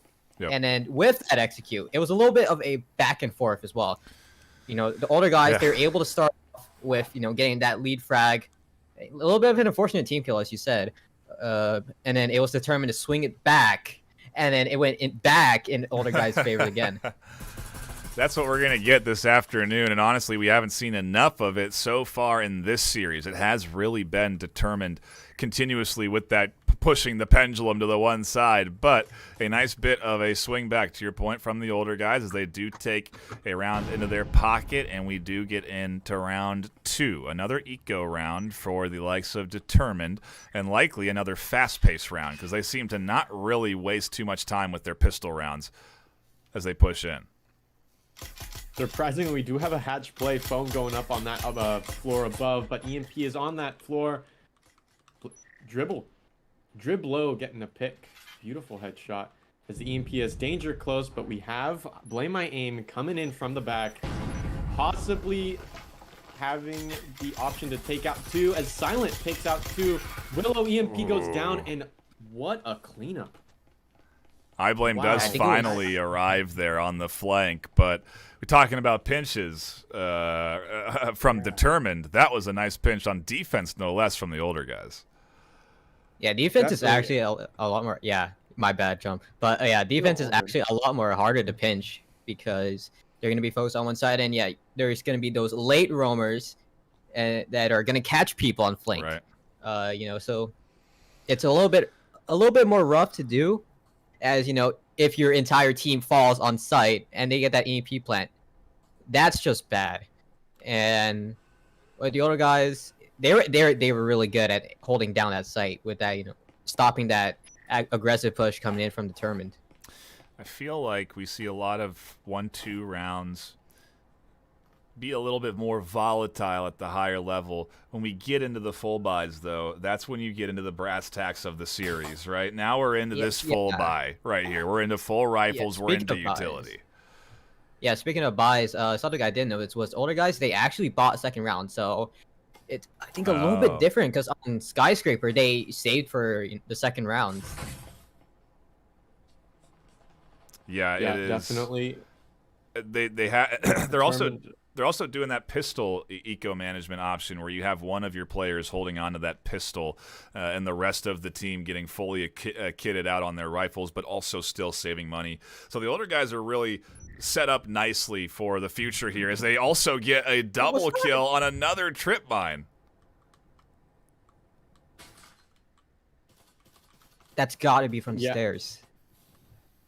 You know, what? Kill 3 picks, only 2v5 here for Determined. This is what happens with a staggered push on that previous map. They were not staggering. They were pushing that objective all at the same time and were able to kind of overwhelm defenses. And here Determined, they are staggering and they're losing teammates on the other side of the map, and there's nothing that they can do about it. Now a 2v5 Nightfire. That trip mine did a hell of a lot of work, as well as that last headshot 3 pick from Blame My Aim. We've seen some teams starting to kind of lean towards swinging into windows. Obviously, it's nice because you're crashing. You know, you're busting through the window. You're there, gun aimed. You're ready to go right in the face of your opponent. But there's no checking of mines because you haven't broken the window yet. You're swinging through an unbreached window. And so when you fly through, you have no idea what's at your feet. You don't know if a static emitter is there, although you can maybe potentially hear it. You can listen for these trip mines, but they're hard to hear, ultimately, unless you really are paying a lot of attention. And Determined to just go right into one, a double kill, no less. That's a consequence, maybe, of even being super stacked when you do make these plays. When you are bundled up as a unit pushing in, you're at risk of losing so much to even just a trip mine. As, they're going to save. This is what we're just buying time right now. This is a save, Heritage. They're going to keep these 2 rifles. It's the first save we've seen today, though. First save, I think, everyone, I think 9 this rounds, entire series, rounds. or, this entire series, first ever save. Mm-hmm. And it's reasonable because they're under $500. And they just don't want to play because they know that older guys, they're gonna have vets inside their way. Yeah. And I think they just want to have that better chance of, winning on a half buy. I mean, you look at the scoreboard, and you can see only the steps. That's all you need to know. You don't need to know stats and KDs. We'll go with the in-game scoreboard then. You can see good solid kills coming in from Silent and iBlame, 5 apiece. In comparison, Determined have really not connected. It's only 3 kills in 3 rounds. That is tough. They're really down. They're not just down on economy, they're really down on economy. They need these 2 rifles so that they can have some chance because it does not look good right now for them, Chubb. Yeah, this is not the Determined we saw in just this previous map. I mean, you could take it as being very strategic with this save on round 3, but now that we're in round 4, I'm really expecting them to put in that effort as the buys are slowly coming in. Specials with 3 they're going to have to... Yikes. Yeah, they're going to eco again, it looks like, here, Taj. I mean, this is the only choice. You just got to try and hope that Darkmoon and Willow stand out on the KDs. That's why I wanted to take a look. At least Darkmoon has 3 kills. You give them the rifle, right? Maybe they can get more. I mean, hopefully, you give it to your top fighters as of current. Right. Obviously, that question is, are they going to pop off when it matters, or are they just going to fall up a little bit short and give that Vezin up for free, as you're just kind of basically playing a guessing game of who could actually pop off when it matters. So. It is the excitement of the postseason, ultimately. That's what we get here this afternoon. Who is going to stand out under pressure? And right now, the older guys are saying, we want a third map. We're coming in for our own 7-1 on Factory right now, frankly, and they're doing it pretty well. They are in full control. Immolation nades coming in, static emitters are down. There's no easy entry point on the B site. It does seem that this is the only push here onto storage, as Big Lunch will be looking forward to a Dark Moon kill. The Incendiary goes out, Dark Moon. Silent refragging. What was that? The Silent getting 2 pigs, Dark Moon with a frag onto Driblo. What an uneven, unstable push. This is not that coordinated pinch that we were seeing on this, on the other map. Dark Moon last man up. Silent low health, and I blame my aim strong with a Vezin and full health with a syringe. Still able to defend objective. Dark swinging Moon. on to A. They don't have the EMP, so this is going to be quite the lurk. They've gotten behind the team, though, and maybe that is because they've shifted to their focus over to that EMP. They know it's down over at B site, but it's an opportunity for Dark Moon to connect with one headshot. No way. A minute 20 left for them to try and put this together. They have to go past the static emitter that they're shaking their head at in disappointment that it's there blocking them as they do clear the other side of the door, and eventually they're going to try and push in onto this B site because they need the EMP. It's down. They can't do anything if they are just sitting in the objective room without an EMP in their hands. Absolutely. Now, Silent, they've got to defend that EMP, as you said, but they've also got to make sure to not be in such a meta spot to where Dark Moon is able to predict where they're at, disabling some utility on the ground there. 44 seconds now.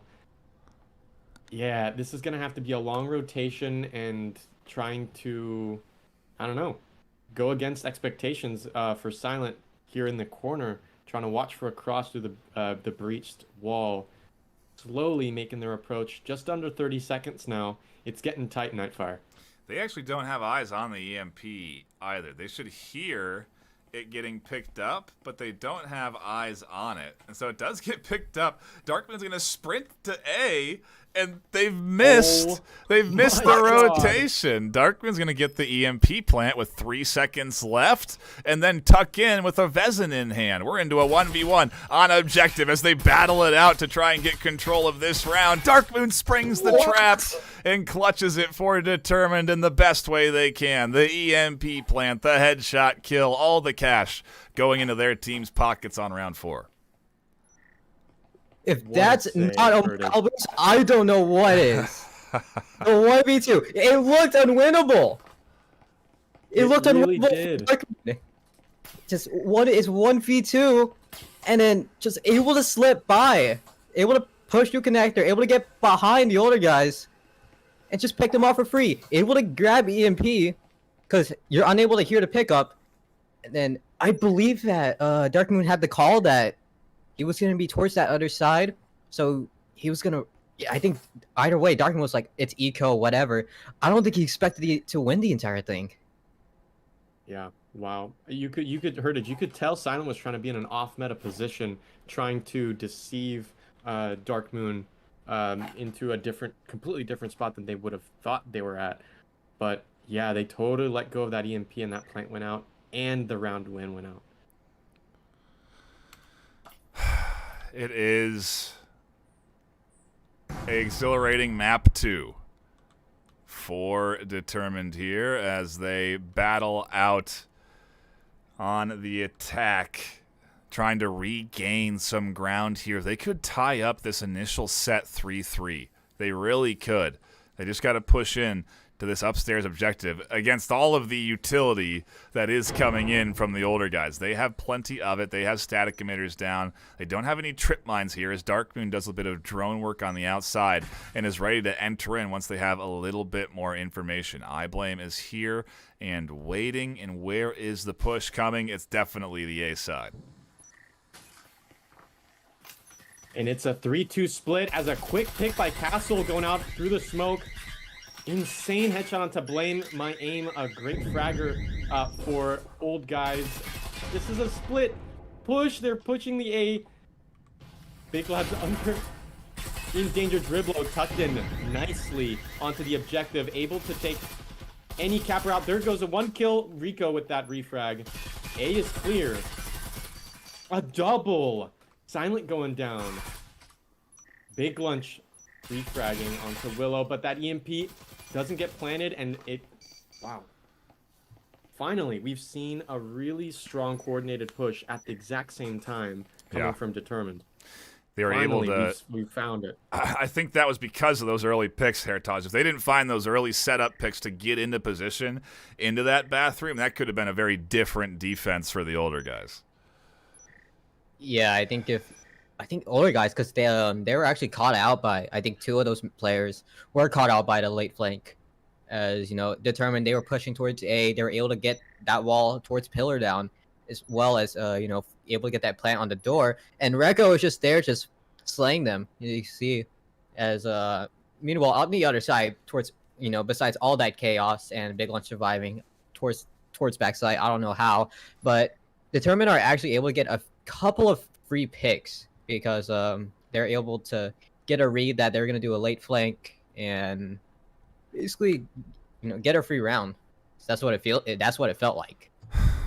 It is full buys for round 6 as we get ready to jump into it. Again, we're at the KDs with Dark Moon 7-2, Silent 7-3, and a rooftop breach coming in with Good Bet being the one to potentially be that linchpin, although I see Rico there. The drone actually coming in from Willow. And this is a bit of a slow... they slowed down their entry pace, at least, on the Determined side here, as they do open up this top floor. They have a ways to go to get all the way down to B and A. Absolutely. They breached at that same time on that floor above, but they've got to make sure they continue that pace and make sure their teammates are right alongside them. I blame my aim in a very lurky position.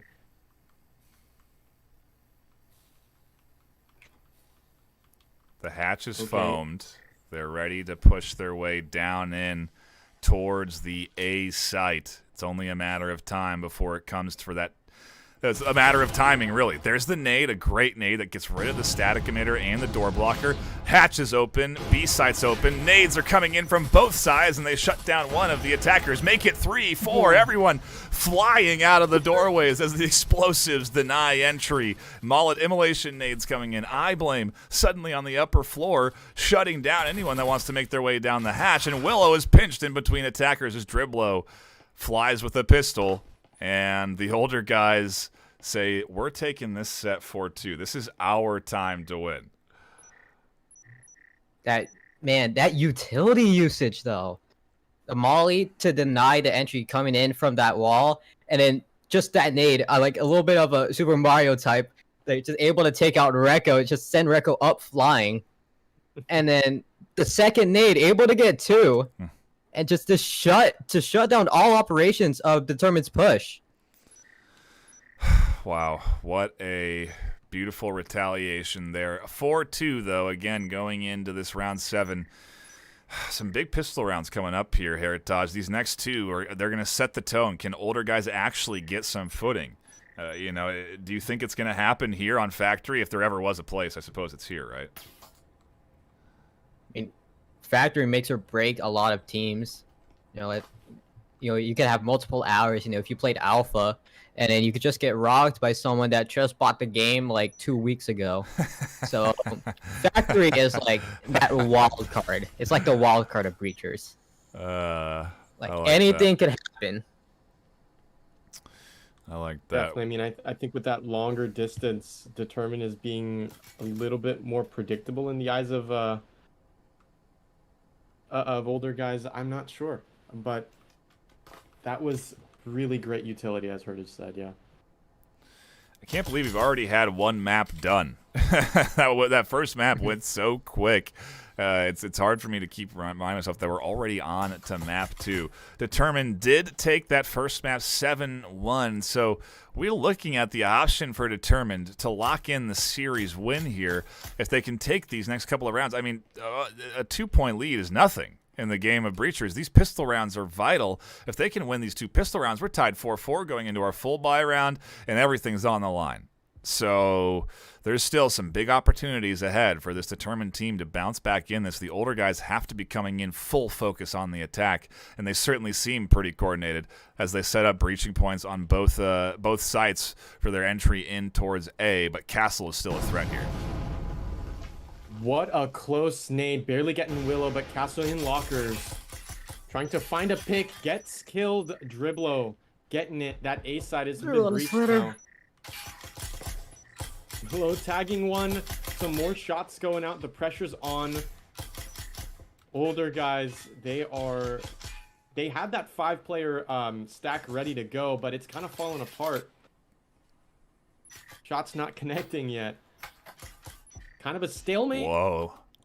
Look at this on the EMP plant spot there from Big Lunch as they tuck it in to this tight corner. No easy defuse there. There is still 4 left alive. Make it 2 as their small health bars get chipped apart, and Goodbet and Willow are alone to try and get rid of this plant. iBlame's got 1 HP.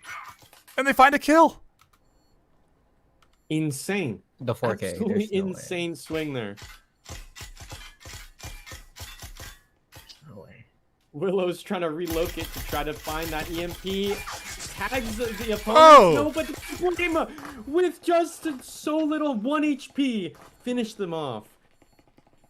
Just barely comes around the corner. I mean, that's the double kill to lock in the round. They go up with 5-2 in the pockets. The older guys are barreling towards a 6-2 lead, where it's only the option to tie for the older guys at that point. They just need this round, and we're guaranteed a 3rd map.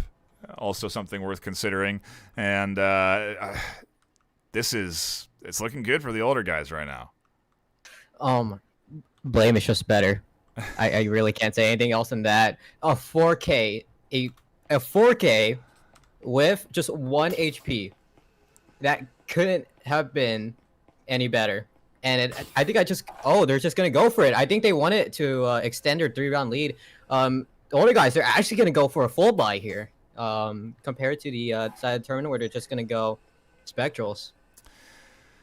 Maybe they're feeling the pressure right now. They want every advantage they can get into their hands, especially considering that 7-1 map 1. They know how dangerous this Determined team is if they start to get into a bit of a rhythm, if they start to get some momentum going. They shut it down with a nice pistol round, but look at these off-meta spots. Willow and Rico both up on this top floor waiting to pounce a potential trap down the stairs. Are they going to get detected? The drones are out, and it's almost like the attack is up on this top floor first with so many of the older guys focused up here.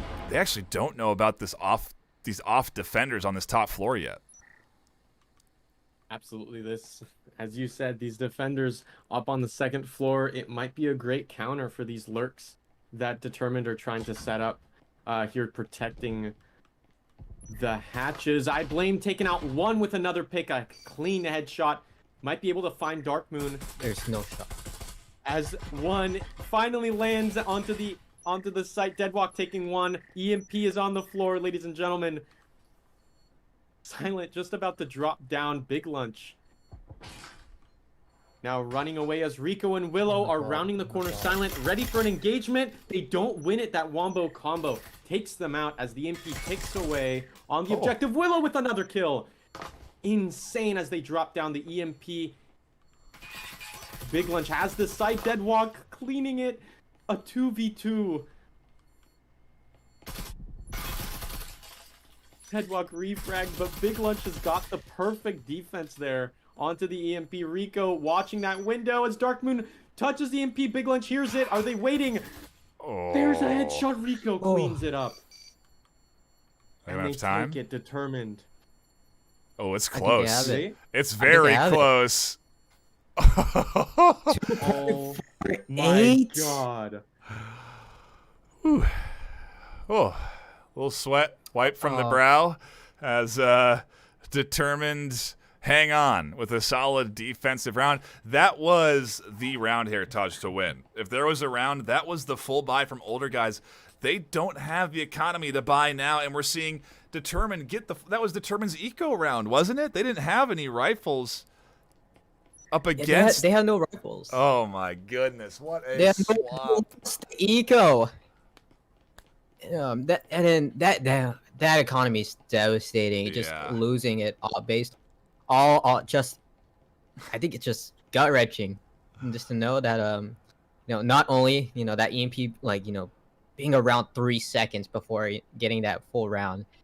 If that EMP being close isn't that devastating, then losing on an eco, then losing when you have full guns and they're on an eco, that's a lot more hurtful than anything else. Wow. Determined, they're making me feel a certain way, guys. They are pulling the strings on me. They are really, really putting on a great show for us tonight. They're trying to lock in this series in 2 maps. They don't even want to go to Hideout. They don't want that as the option for this thing to come down to Hideout. They want to try and fight here on Factory, and they've got a good chance. I mean, they're set up nicely with utility and a little bit of aggression. You mix that together, it could be the round win they need to get that much closer to tying this up, and then you're tied 5-5. What a game we have on our hands. Nightfire on storage. These defenders determined, they're letting the offenders get a little comfortable there right next to objective, but these revolters, they're so far from objective. They are just waiting to pinch back and crash back onto objective with Dark Moon floor above, trying to find any picks as shots go out. Recco with 1 pick. Ooh. A 5-4. Willow just barely getting that. Oh, Dark was gonna push down. They second guess as they hear grappling hook come out, and we got a push coming in on the outside. Doesn't go well. Darkmoon goes down, and it's the 3 left alive on objective. What are these defenders doing? There's one on objective. I blame is inside B site. They find Goodbet. Rico swings out and surprises everyone with a double kill. The pinch on the back end from Willow. Determined have just one more to go to tie it up, but they are in control now, Heritage. They are right there, 4-5, map 2. What just... I can't even explain what happened. So, there was an early pick towards Garage, I did believe. Yeah. That has been a little bit towards off-screen. And then there was a push towards Storage, which wiped out a good proportion of the players in the lobby. Yeah. And then EMP, all you had to do was coordinate, because I do believe, was it Blame that was carrying EMP? I think. Either that or... Because I know they were split. in sight. Yeah, they had the split. They came in from the back and the front. They had the pinch there. Yeah, they had the pinch, and then they just didn't execute. All they just had to do was, they got the pickoff connector. They just had to just rush sight. I'm not sure if someone was just holding an angle towards Storage, or it was just a matter of miscommunication, but that definitely looked favorable for older guys. It is round 10 of map 2 for the NA Group A championships. What a stellar day of Breachers so far with the EU side, and now this matchup to round off the NA group stage. We have more games tomorrow. If you're enjoying yourself, hit the sub button, hit the like button, come back for more action, because there's more of this, if not even crazier, coming up here in future games tomorrow and then next weekend. I'm already thinking about it. I'm already starting to anticipate the stellar games we're going to see. But we got to focus. We're into round 10 here now, and Determined are trying to get this point back. What is that static emitter placement about? So that static, I do believe that stops. I think it's either a unfortunate trigger push or I believe trying to stop a EMP plant, because it's a lot more common for players to plant the EMP towards kitchen and then abuse hatch. Definitely might have been a misthrow as well, because the defenders are right on the other side of that doorway. The defense here from Determined is looking also very sparse, as they did last time, kind of giving them that bait older guys taking it, not seeing any much action on the objectives, and it looks like Rico is going to be hiding, waiting for a couple picks to go out. The EMP about to be planted before picks go out. I blame nearly missing Castle. Hearing that footsteps, the EMP is on the floor, as I said, but Rico, they're still waiting, trying to bide their time, as it's just a 2v5, older guys. Rico finds one, gets refragged, deadwalk. Oh, we're seeing Skyscraper. Dark Moon 1v3. alone. Yeah, the 1v3 is all they have. EMP plants down.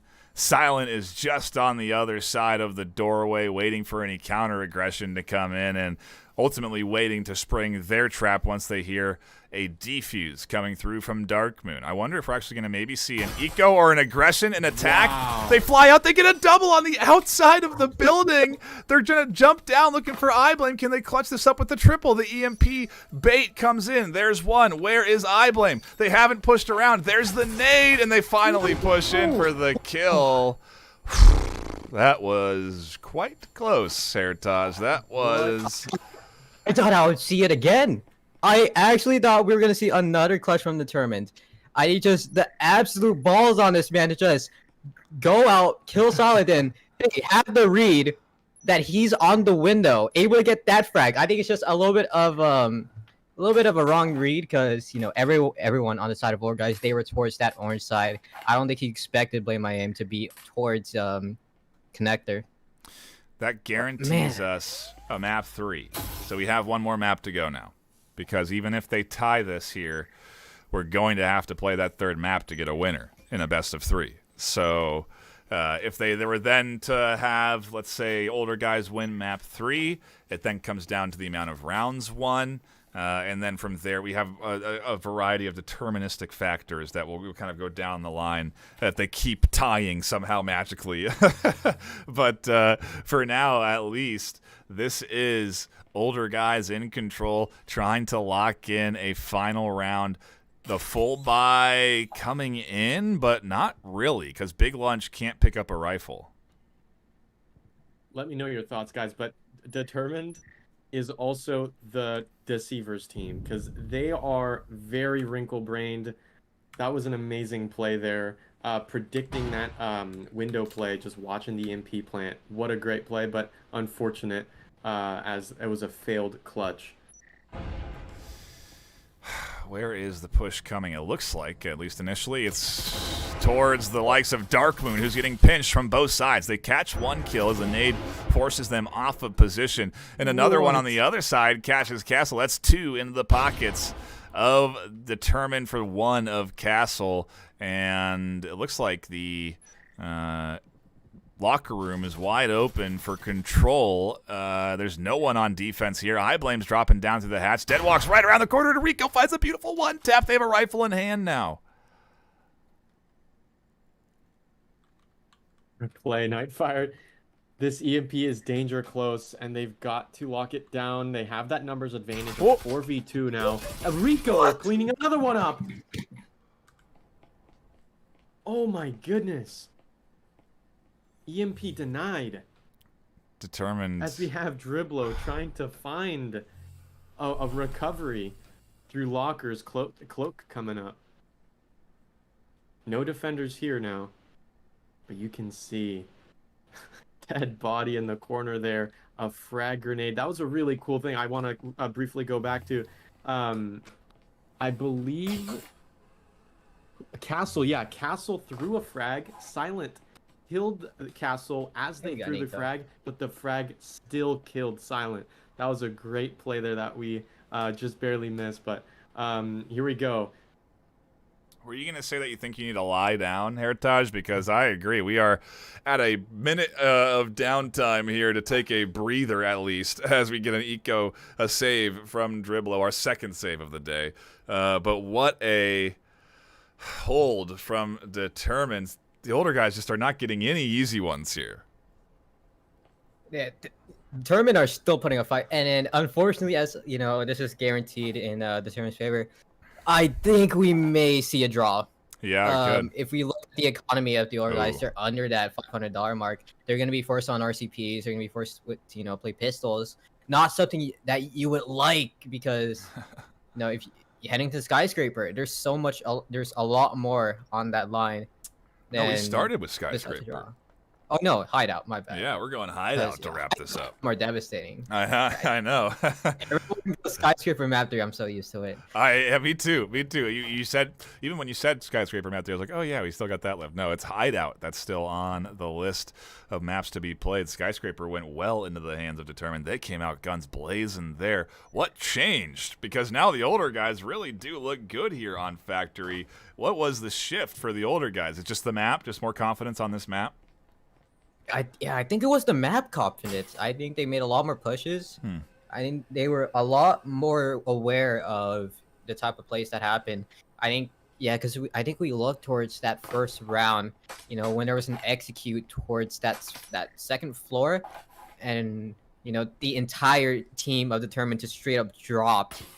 And then older guys, they were just able to anchor sight, which is a lot better than Skyscraper, where if Determined were to push it, they got it for free. Yeah.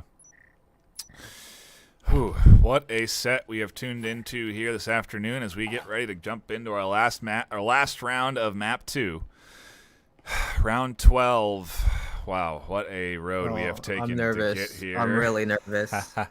Why? It ultimately doesn't matter. Even if it's tied here, we're still getting that third map. I guess it could matter when it comes down to calculating rounds won. The older guys had a chance to separate themselves a little bit on map 2, and they just couldn't lock in the final point they needed. Here's the trip mine, and it does look like this trip mine gets spotted.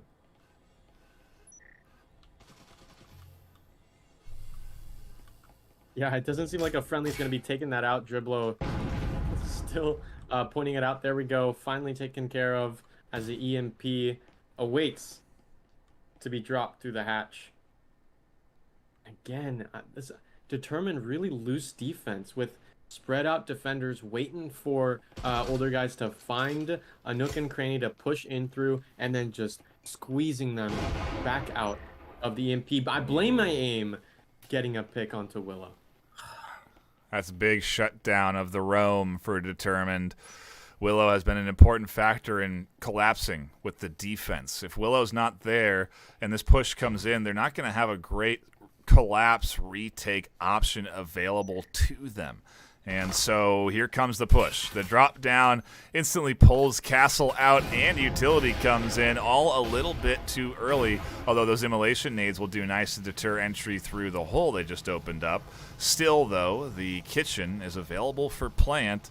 They have to get rid of Castle, I suppose, who is watching for anyone to rotate there. And man, still a lot of work to go with a minute and a half. And up on the top floor, there's battles. Rico coming in. Darkmoon finds kills and is getting pinged. Time is limited because they're getting pinched on the backside.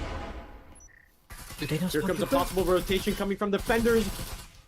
Goodbet taking out one. Silent with the frag. A double onto Goodbet and Castle. What a denial here onto the B site.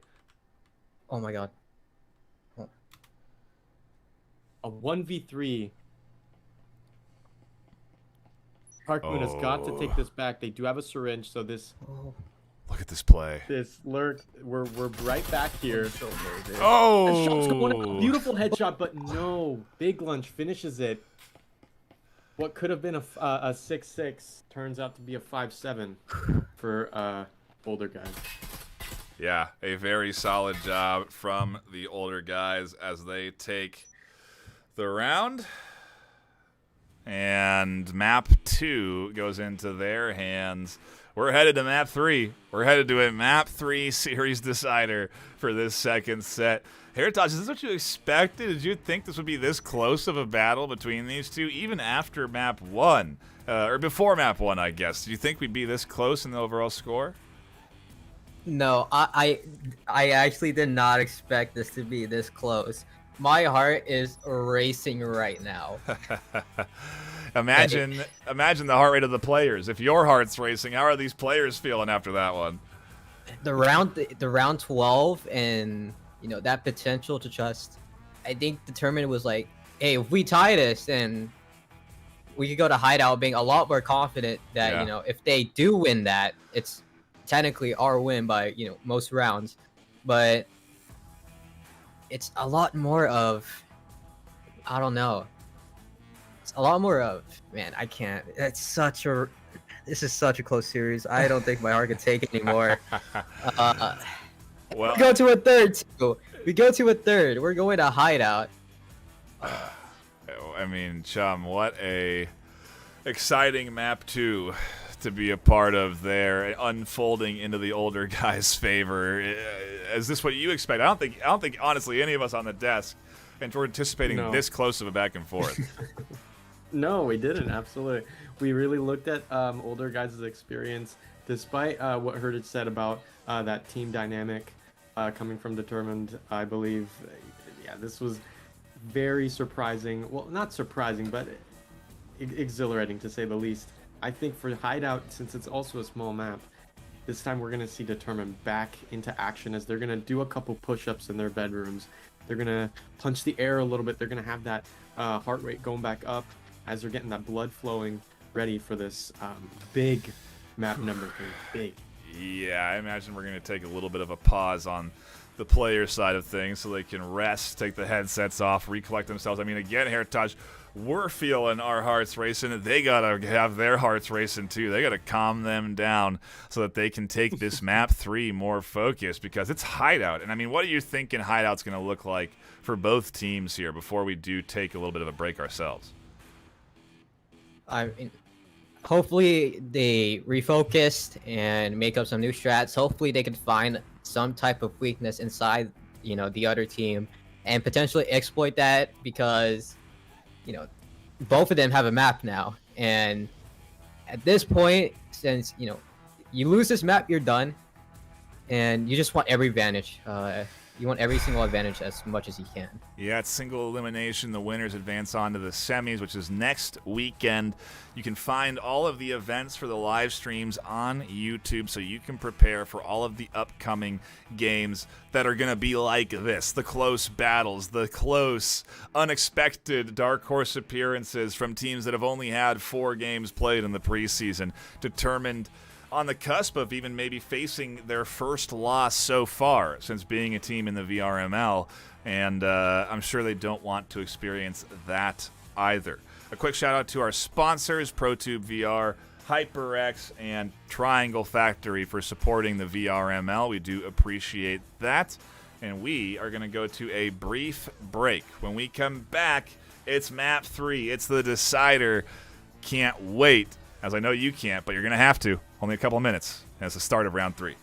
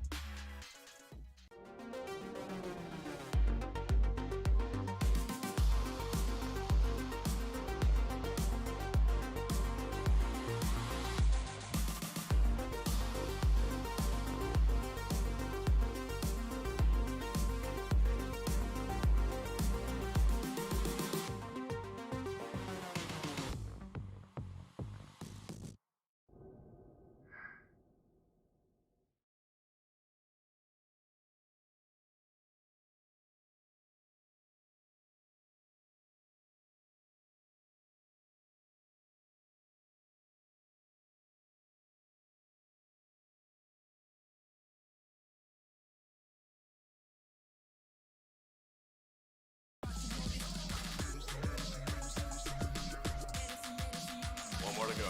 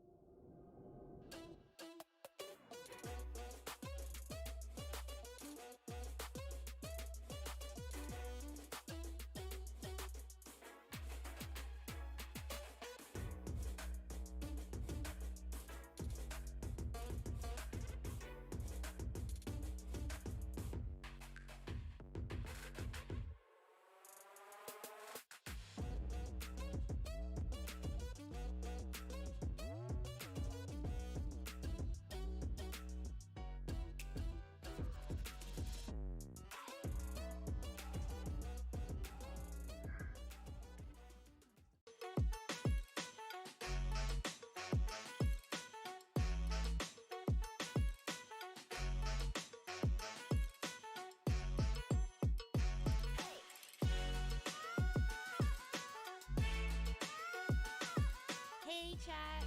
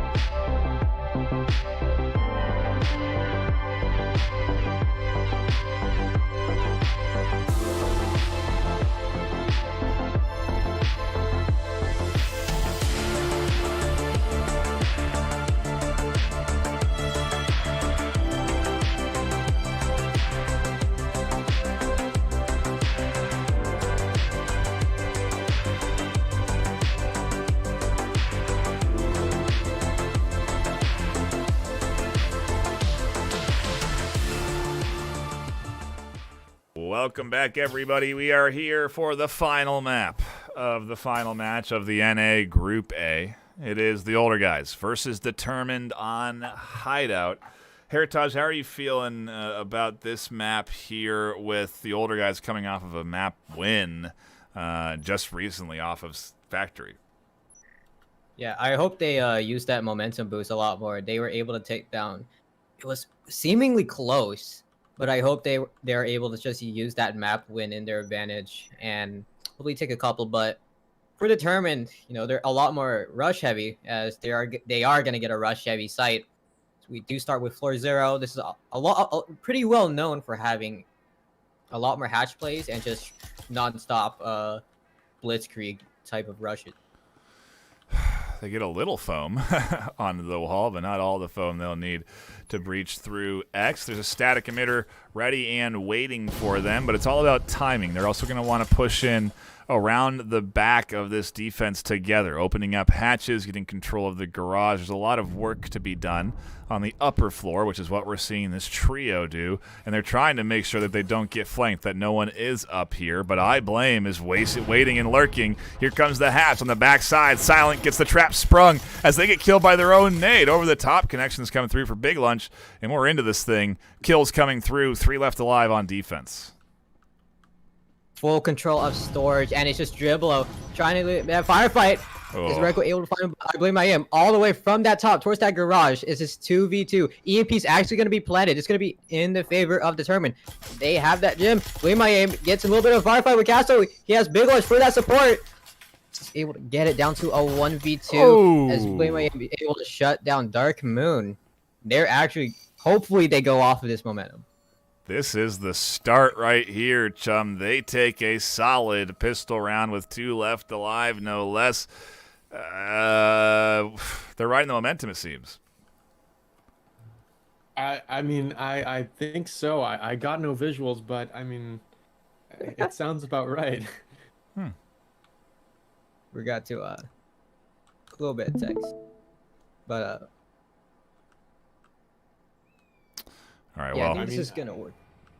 Determined, they've got to put their foot down, and they've got to show the older guys if they can continue that fast-paced on a slow map gameplay. I mean, yeah, we saw it work well for them on Skyscraper, but since then, Determined just hasn't really found their footing. They battled hard on Factory, but not enough to get that map win. And now to start things off without taking that pistol round is definitely not ideal. There's still so much to go in terms of rounds to be won, but it is the early start for the older guys as they get ready to dive in to round 2. Another eco round, actually two rifles coming in. This looks like a half buy. Yeah, this looks like a half buy for the older guys. And I think there's going to be aiming towards site. I think, yeah, hatch is open. And they're able to clear out balcony as it did spot one player. I think because, yeah, the EMP is back towards Willow. And they're towards that front. So an A push does look like a potential here. As there's no movement yet. I love commentators' curse. Right as you say so, they crack open a lobby site. Willow pushes in with EMP right into I Blame I Am on the bottom floor, catching out a big kill. There's one for Dark Moon on the upper floor that opens up A little bit, but EMP is down on the bottom floor. Someone's going to have to go down there and get it, and we do hear Castle jumping off of that second story, getting down to the doorway, and they're going to have to challenge I Blame at this rate because I Blame's coming back to repeak. Yeah, Blame I Am. Oh, the timing. So close. I think Blame I Am just would have rushed a little. He would have cut him off. Blame I Am able to hear that zip line, but everyone on the side of Determined, they're able to push through balcony. The rest of the older guys, they're just going to be anchoring towards site. It's going to be a little bit of a play here. Dark Moon towards that boxes. It crouches up for any reason. Might run into the face of it. But Reco from above, able to take out Dribble, but oh, the Trovar didn't spot him. Nade trying to force him off, but now the side of Determined, they have guns.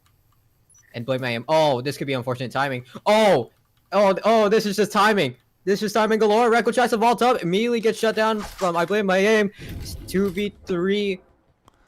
And with just guns again. Oh, it could go either way.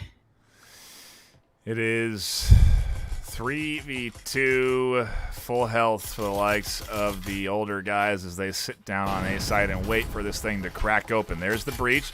Double static emitters is what they're going to have to deal with, even once they get rid of the door blocker. Big Lunch playing an incredibly patient pop-up, and they do spring their trap for 1 kill. Looking to grab the next one. They do. Can they get the triple to clutch up this round? The elbow is there, and they find it. The older guys are up 2-0 off of the backs of a big clutch from Big Lunch.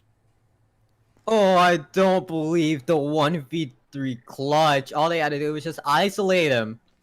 And I don't know, Big Lunch is able to get those picks for free. Chum, what a round 2 there. The older guys are really riding the momentum now.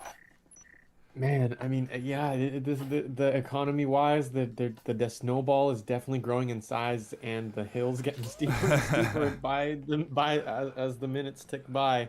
But look, they determined they really had a moment of clarity. Rika went down, Refrag went out on that lobby, but they immediately picked up that rifle, and you could tell they valued the power behind that gun.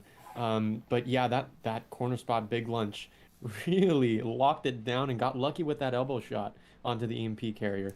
Look really forward to this third round to see if Determined can really kind of put the grippers into the earth and just kind of go for it. Yeah, we'll have to see what they can put together on the attack. Again, the full buy coming in this time. So what is going to be the play for Determined? They're pretty quick inside already. Yeah, they're inside as Rekka and Goodbad. They're already inside storage. Look to the right. Oh, Silent gets the unfortunate timing ever. Big Lunch. He's on the other side. A1 find the first. Gets that second. And Dark Moon already towards Winery. Able to shut down Rekka and Goodbad. That proxy goes off. Big Lunch getting that info, knowing where one is.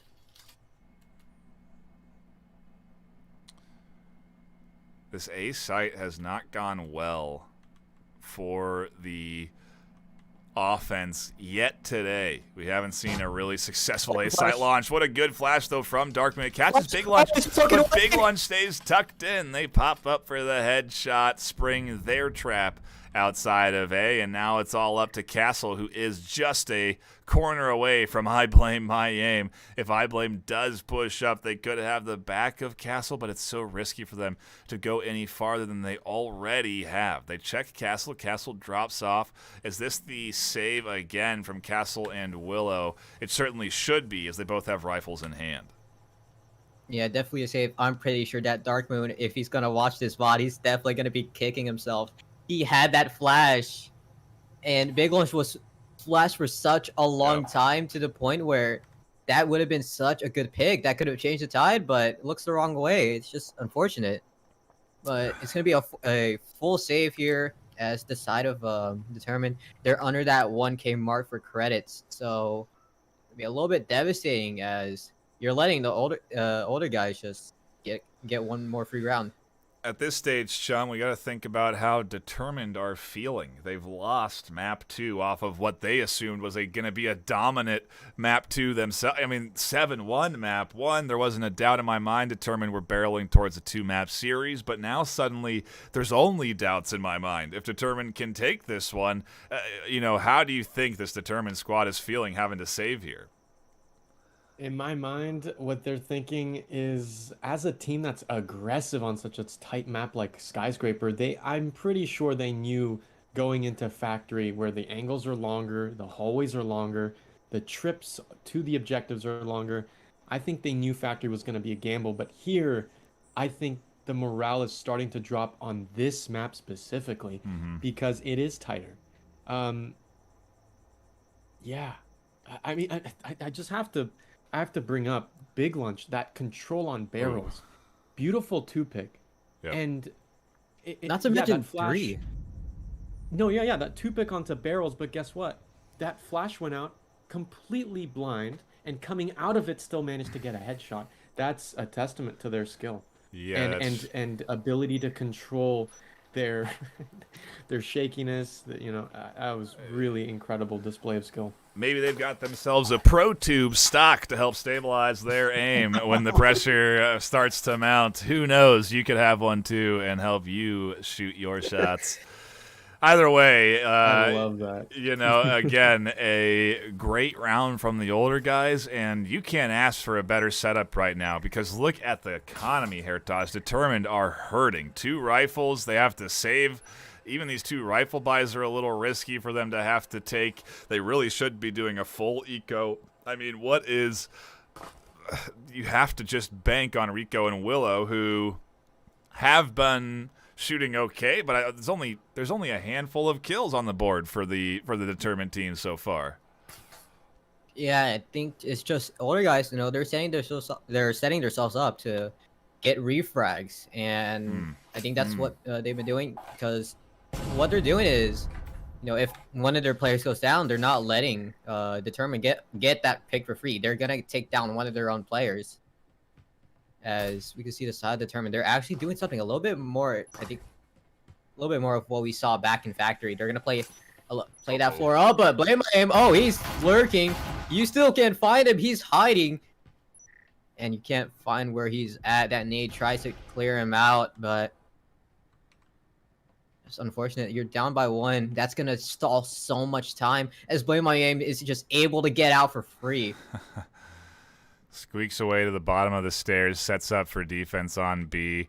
The hatch is seemingly going to be breached by Castle onto B site. Good bet here also, but it's I guess the 2 rifles are still in play. Good bet has 1 and Willow with the other. What is the pinch going to look like? What does this play look like?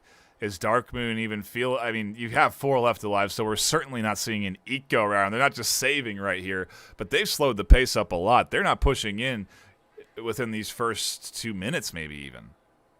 Yeah, they're not budging a lot. I think they just want older guys to make a small mistake, because as last time, older guys, I think they rushed out a little. Oh, and Willow's actually going to swing towards window, able to find 1, able to get 2, making that to a 3v4, but he gets shot dribble, able to get that second. 3v2. This is a big favor but he's dropped down. Castle cannot look behind him. 1v2, all down to Good Bet. Just anchor on side, but Blame My Aim. What a shot. Just able to shut down. Determined when it mattered. The older guys are fending off the coordination, chum. Wow. I mean, I have to say this one more time. Determined, they are deceptively misleading the defense here. They did a breach onto that garage, causing a suppressive pre-fire there. But those 2 picks, okay, so that push failed and they rerouted back to garage, but guess what? The defense was already there waiting for them. But that swing through the window with that 2 pick was an incredible help, but in the end, older guys, they locked it down. They really had that defense with Blame My Aim. I don't know how they got that kill, but they did. As we are just about to start round number 5. That was wild. I am seeing on my end some potential frame drops, so I do apologize if you are seeing any degradation on the quality of the stream, although I do see the live stream still coming in good. So hopefully just give me your feedback if you are seeing anything. I'll do my best to try and adjust on the fly. But the stream is still good. We still have 60 FPS coming through. So hopefully you are still getting a pretty clear picture of what is a dominant performance from the older guys right now. They are up 4-0. They're trying to 6-0 their defensive set. Yeah, there's a lot of fire towards that B site. Rekko able to find Stellan off of that closet, but they're going to be pushing through. Rekko able to make his way towards that site. Dribble. Oh, putting the gun. Deadwalk with that third. And Castle falls. This one tries to drone in so early, but it's about too late. Your entire team falls. I'm not sure if Darkman wants to play on this. It is 5-0 in the hands of the older guys. The 1v4 is possible now, as it's a 1v3. A nice pickup through the roof for Dark Moon. Do you take the risk? I mean, you're down so much right now. It feels like a big 1v3 clutch gets you and your team back into this. There too. The economy is just under. You're under that 1K mark. Your team's going to be forced on SMGs for round 6. And that's the last of the first half. I mean, if you could pull off a better performance on Revolters, then sure, but not when the lead is this big. Yeah, you need this round. Without a syringe, it's also not forgiving. Ooh. Dark Moon. Dark Moon trying to trade out a couple of shots and maybe, punish a little bit of an info peak, but just older guys, they're playing a lot more patient. They know where that EMP is, so they're just gonna play off of it. There's no anchor. Oof. It is tough for Dark Moon to do much with this. Do you try and, like we said, get the 1v3? The eco is an option. You try and save your rifle here as they do demonstrate their knowledge of this map, breaking windows, flying around, trying to get all of the different angles that they could potentially find onto their opponent here. But with EMP down, they don't have the chance of rotating B site or rotating A site, excuse me. They have to push into B. And the time is ticking. 35 seconds left on the clock here, Taj. That is not a lot to work with. They're eventually going to have to commit to the hatch drop. Yeah, definitely. I think if you do want to play honest, I think the best thing you could do is just go for picks. Oh, Dark Moon is actually able to spot one, but I don't think he's ready for the go. Oh, he barely spots it. There's the double! Able to get might actually happen. This but 10 seconds left. Dark Moon doesn't know what EMP is. He's gonna have to play on that frag. Doesn't check the coin. No. Revolter guys. What a wild round 5. Driblo plays it perfectly, chum. That's how you defend in the final 10 seconds. You just tuck in. That's a breacher's strat right there that you would find in not many other VR games right now. Relying on the offenders. This is something you would find in pubs. Yeah, I mean, like, being scared. The defenders relying on the attacker to be scared. I need to get the pick. He's crashing on me right now. But no, they're actually tucked in. And it's a mind game. They're in their mind. Yeah, I know for a fact you're not going to try to plant. It's a gamble, but it's the psychology is. It's electrifying content right now. It certainly is, and we're headed into round 6, the final round of this first set. The older guys are looking to come out 6-0. Heritage, I would never have told you this was going to happen off of that first map. I would have said there's no way older guys are going to 6-0 them. On Hideout, no less, it is really going well for them here. And what is Determined going to do? Because, like you said, it's the forced buys. In forced buy, you're stuck on SMGs, and just look at where Determined's at. I think they're just going to go for this full rush here. As, Castle's going to actually swing in. I think probably just going to lock that hatch. Yep. As that's what we're gonna do. Reko tossing in that flash, able to flash one. Oh, he does flash one. Reko and Castle, they're able to find their own pick. Silent able to get one of the Determined players. The reverse. Are they gonna break the hatch the other way? It's the flash. Silent is flash towards that corner. I play my head, able to get 2 off at that window. Down to a 2v2 fully even. Castle and Goodman able to find their own pick. Castle with that storage. They're getting their first round win. The forced buy. I would say we were talking about this off stream. I was like, man, these shotguns they can do some damage. They can be effective if you have to buy into them. That was a big. I mean, they just sent it. They breached in. They took breach damage twice on those hatch breaches with that shotgun when they pushed in. They didn't care at all, and they end up winning that round. Maybe Determined just need to relax and not let the pressure get to them, because that loosey-goosey push in worked great for them. Yeah, hopefully Determined could just, they won that eco against 5 Vezins. Against 5 Vezins, hopefully they could use that, knowing that, hey, we have the aim. We have the manpower to just roll over them. Those 5 rounds, definitely not in our favor. Hopefully, let's improve this back on defense. what seemed to be their strong suit on offense as enforcers, they really only got 1 point and let 5 of them go to older guys. This is going to be a very challenging defense round and end of the series. We're swapped sides if you haven't noticed. We're into the pistol rounds right now, and if the older guys take this, they could be setting up for rifle buys, forcing omens and unfavorable purchases from the determined side. It is a big round for the older guys here, and yeah, Silence already barreling through with taking big damage and ultimately opening up the back of B. Yeah, that breaching foam able to set up for that laundry wall. But the HP on Silent, any single tap goes, is I blame I am able to find Rekko. I think that was source of stairs. He's just hanging out towards that outside, but look how many defenders are on B side. If they just overwhelm B, they'll be able to take that. Not sure as Dark Moon is just holding that. I mean, they really have Castle and Willow trapped over here with the... I'm not sure they realize. Objective wide open. Silent is on super low health, though. They're a pistol touch away if they do try and swing it, and so is Eyeblame, and they're on the outside, way far away from objective. But the timing is here. As Eyeblame goes down, Willow catches the nice shot over the top of the hedges. It only took a body shot, and that's all they needed, so they found that kill as here comes the push.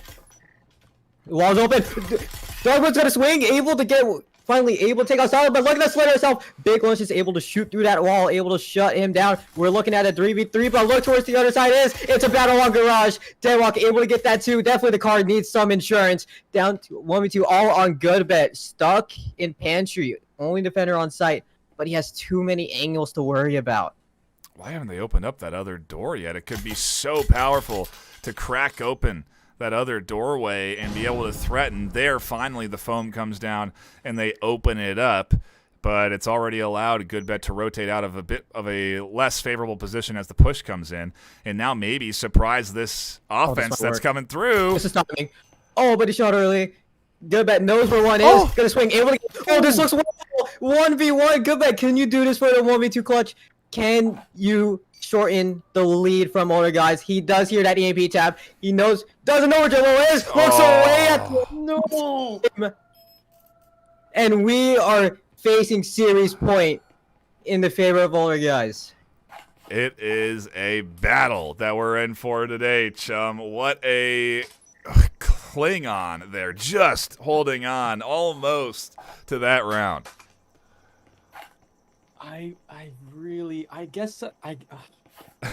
Man, that was so close. Yeah. I'm trying to rack my brain as to what could have happened. I mean, I understand Goodbit might have thought that offender touched that EMP to make the noise, and then ejected right out back towards Garage, and he was trying to find that refrag. But man, that was a gruesome shot to the back of the head. We're seeing full buys now come in from the older guys. They're spending every bit of cash on what isn't necessarily the final round, Heritage. This is a bit of a risk. It makes sense considering you're staring at locking in a series win right now, so you take the advantage that you have. But if there's somehow a win that comes in from Determined, we could be looking at a tie. If we tie, Determined actually will win. Yeah, your point. So much. Yeah, so much on the line for both of these teams. You know, not only securing a spot, but for older guys, there's a lot more pressure as Dribble is actually able to make his way towards Garage, as Rekko gets spotted, so gonna retreat for a while. So I think that's gonna leave Hatch open, as it's gonna be the same setup we've seen with most teams. They'll start to set up, head towards Garage, try and get that Hatch towards Jim, and coordinate a push there. Flash. Oh no! Oh! Is Willow able to get two? Silent able to find Castle, but the damage could be there. 4v3, but the gun difference is massive. If Deadwalk just has to defend those guns, can't let Determined get any of them. I think Rekko spotted Deadwalk. Oh, Deadwalk is so low. Big Watch able to find Darkmoon over towards the flags, but 3v3, but look at the HP difference between both teams. It is slices of health across the board for the older guys. No health syringes in sight. Rekko could easily pick up a double if they don't peek this right, but they're pillaging. They find 1, 2. They can't find the third. Over the top is Willow. Oh, and we are still in this. Determined are not done yet. They still want to extend it. They want to tie this series. They want to move on. And and it hurts too. It hurts a lot more. Older guys are forced to save. What a round, what an chum. Insane round, Nightfire. That is just nail biting how close these engagements are getting, with just being clipped in the shoulder over and over again, down to like 20, 30 health. Oh, that's catastrophic. What a big round for them. Like I said, if the full risk from the older guys put on display there, they invested. They went for the rifle buys. They got beat out by a big play from Willow with the double kill in garage that sets them up for the man advantage on the defense. And then there's just is chipping away at HP bars that ends up with the older guys with no HP across the board. A couple of shots is all it takes. 3 kills down, around into the pocket of Determined. Economy completely swapped into their favor, and now we're seeing a equal risk from Determined, but they have no reason not to spend all of their money. If they lose, they're out. They have to invest everything they have. Older guys didn't need to make that big of a commitment in that last round, but they went for it, and now they've maybe let Determined claw in to this series.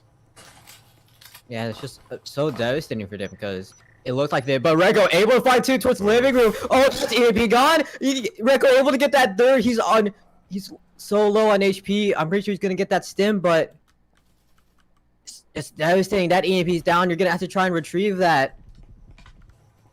As the rest, as Blame I Am and Big Launch, they're gonna have to retreat back. You know, Castle able to substitute him because HP difference. Man, that is Castle able to find Big Lunch. Oh, no, this looks like a complete shutout. This looks like a different Determined than the last 5 rounds. Well, it's also a Determined that actually has some money. Yeah, it's been 6-0 with the 4th. 6-0 for the older guys so far, and then suddenly rounds start to get put up on the board by Determined, and it is Determined trying to claw their way back up against the older guys. We're now seeing another full buy, and so another big moment, another big round for Determined. If they can win this, they set themselves up for a round 5 win, where we then come down to that round 11, the potential for the 6-6, which, again, the older guys cannot afford. If a 6-6 happens, that means that we're tied on wins and losses overall on the maps. But you will notice that more rounds have been won overall by the likes of Determined than the older guys. And so Determined will take the win and advance on through this single elimination group stage. So there's hope. There's big hope for Determined right now. And the older guys are really trying to shut that down. They're trying to advance on. They are trying to avoid elimination. And it's only a round away. Sometimes that's the hardest round to get, though, Heritage. Yeah, one single round. It's all about that mental game. You know you're 1 round away. You just can't let them, get any more rounds. But it's just a lot of pressure, and you don't want to make a single mistake. And that's why a lot of players will play passive. And they are. And you said, older guys, they cannot afford to lose this round. If they lose this round for any reason, they will not have anything for round 11, and we are guaranteed a round 12. unless older guys win on economy, then that's would be like the greatest thing ever. Tie goes to the runner, as they say in baseball, and right now the tie would go to Determined. So it's something that has to be avoided. Older guys are set up on A lobby, ready to work their in towards the A site. Big Lunch watching for the potential flank, which Willow and Goodbet are poised to deploy, and it could mean that they lose defenders early if Big Lunch springs the trap at the right time. They have a door blocker there to work with, so there's a little bit of freedom and flexibility as the drone here tries to identify Rico in the corner, and it does. Here comes the push. Nades, utility, everything flying in. Immolation nades. Silence already made their way inside. Someone's actually able to get that EV plant. That's going to fully go. 3v3. And what a nade from Deadwalk. Oh, we could be facing it. Could this really happen? 2v3. Willow's able to push through, but Big Lunch is ready. 1v2. Castle has to defuse. Pretty sure they heard him as it's one frag away for older guys. All they need is Castle walking up slowly. Not sure if he's going to be able to spot. Play my aim. Did he spot the feed? I don't think he did. iBlame's not looking there. iBlame's not looking! But what he's looks away, but caught the reload. Move out the way, new kids. The veterans are on the block. As older guys, they will be playing next week to semifinals. What a big lock-in from the older guys. Big Lunch clutches it up. What a series to tune into this afternoon, chum. A fantastic Map 3 decider that comes down to Hideout. Look, guys, I think we just witnessed a 3-act structure opera. That was an insane story arc, ladies and gentlemen. Absolutely thrilling. I mean, that first map, it set the tone. Yeah. This series, we're getting serious. And older guys, they really showed what's up on Factory. And this map, they started to have that advantage, but determined, really wanting to bring it back. They did. Living true to their name. To the very end. Living true to their name. Yeah. Very determined indeed. Heritage, your final thoughts on the NA stage today. I'm again already thinking about the semifinals next weekend. Those are going to be some great games too. I mean, I'm just excited for next week.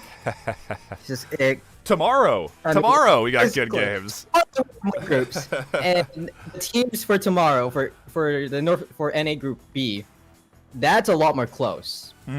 Interesting. And yeah.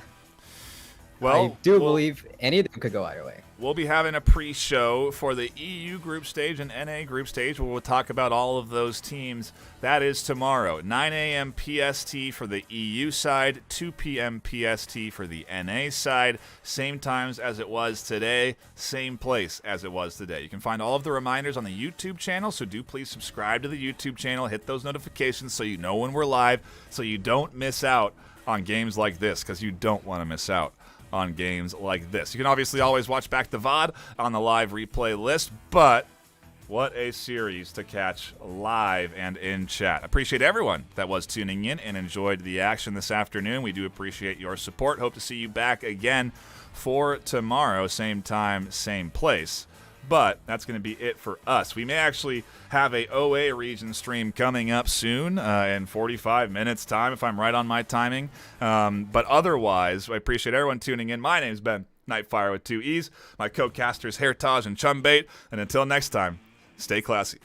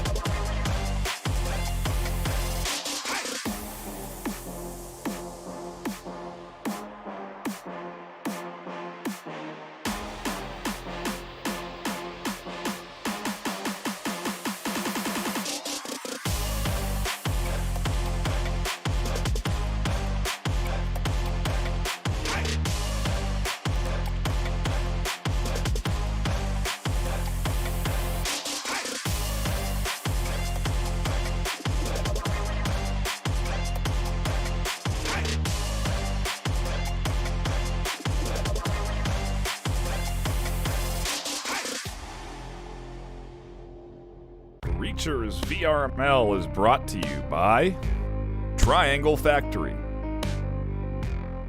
HyperX, ProTube VR, Thanks for watching VRML.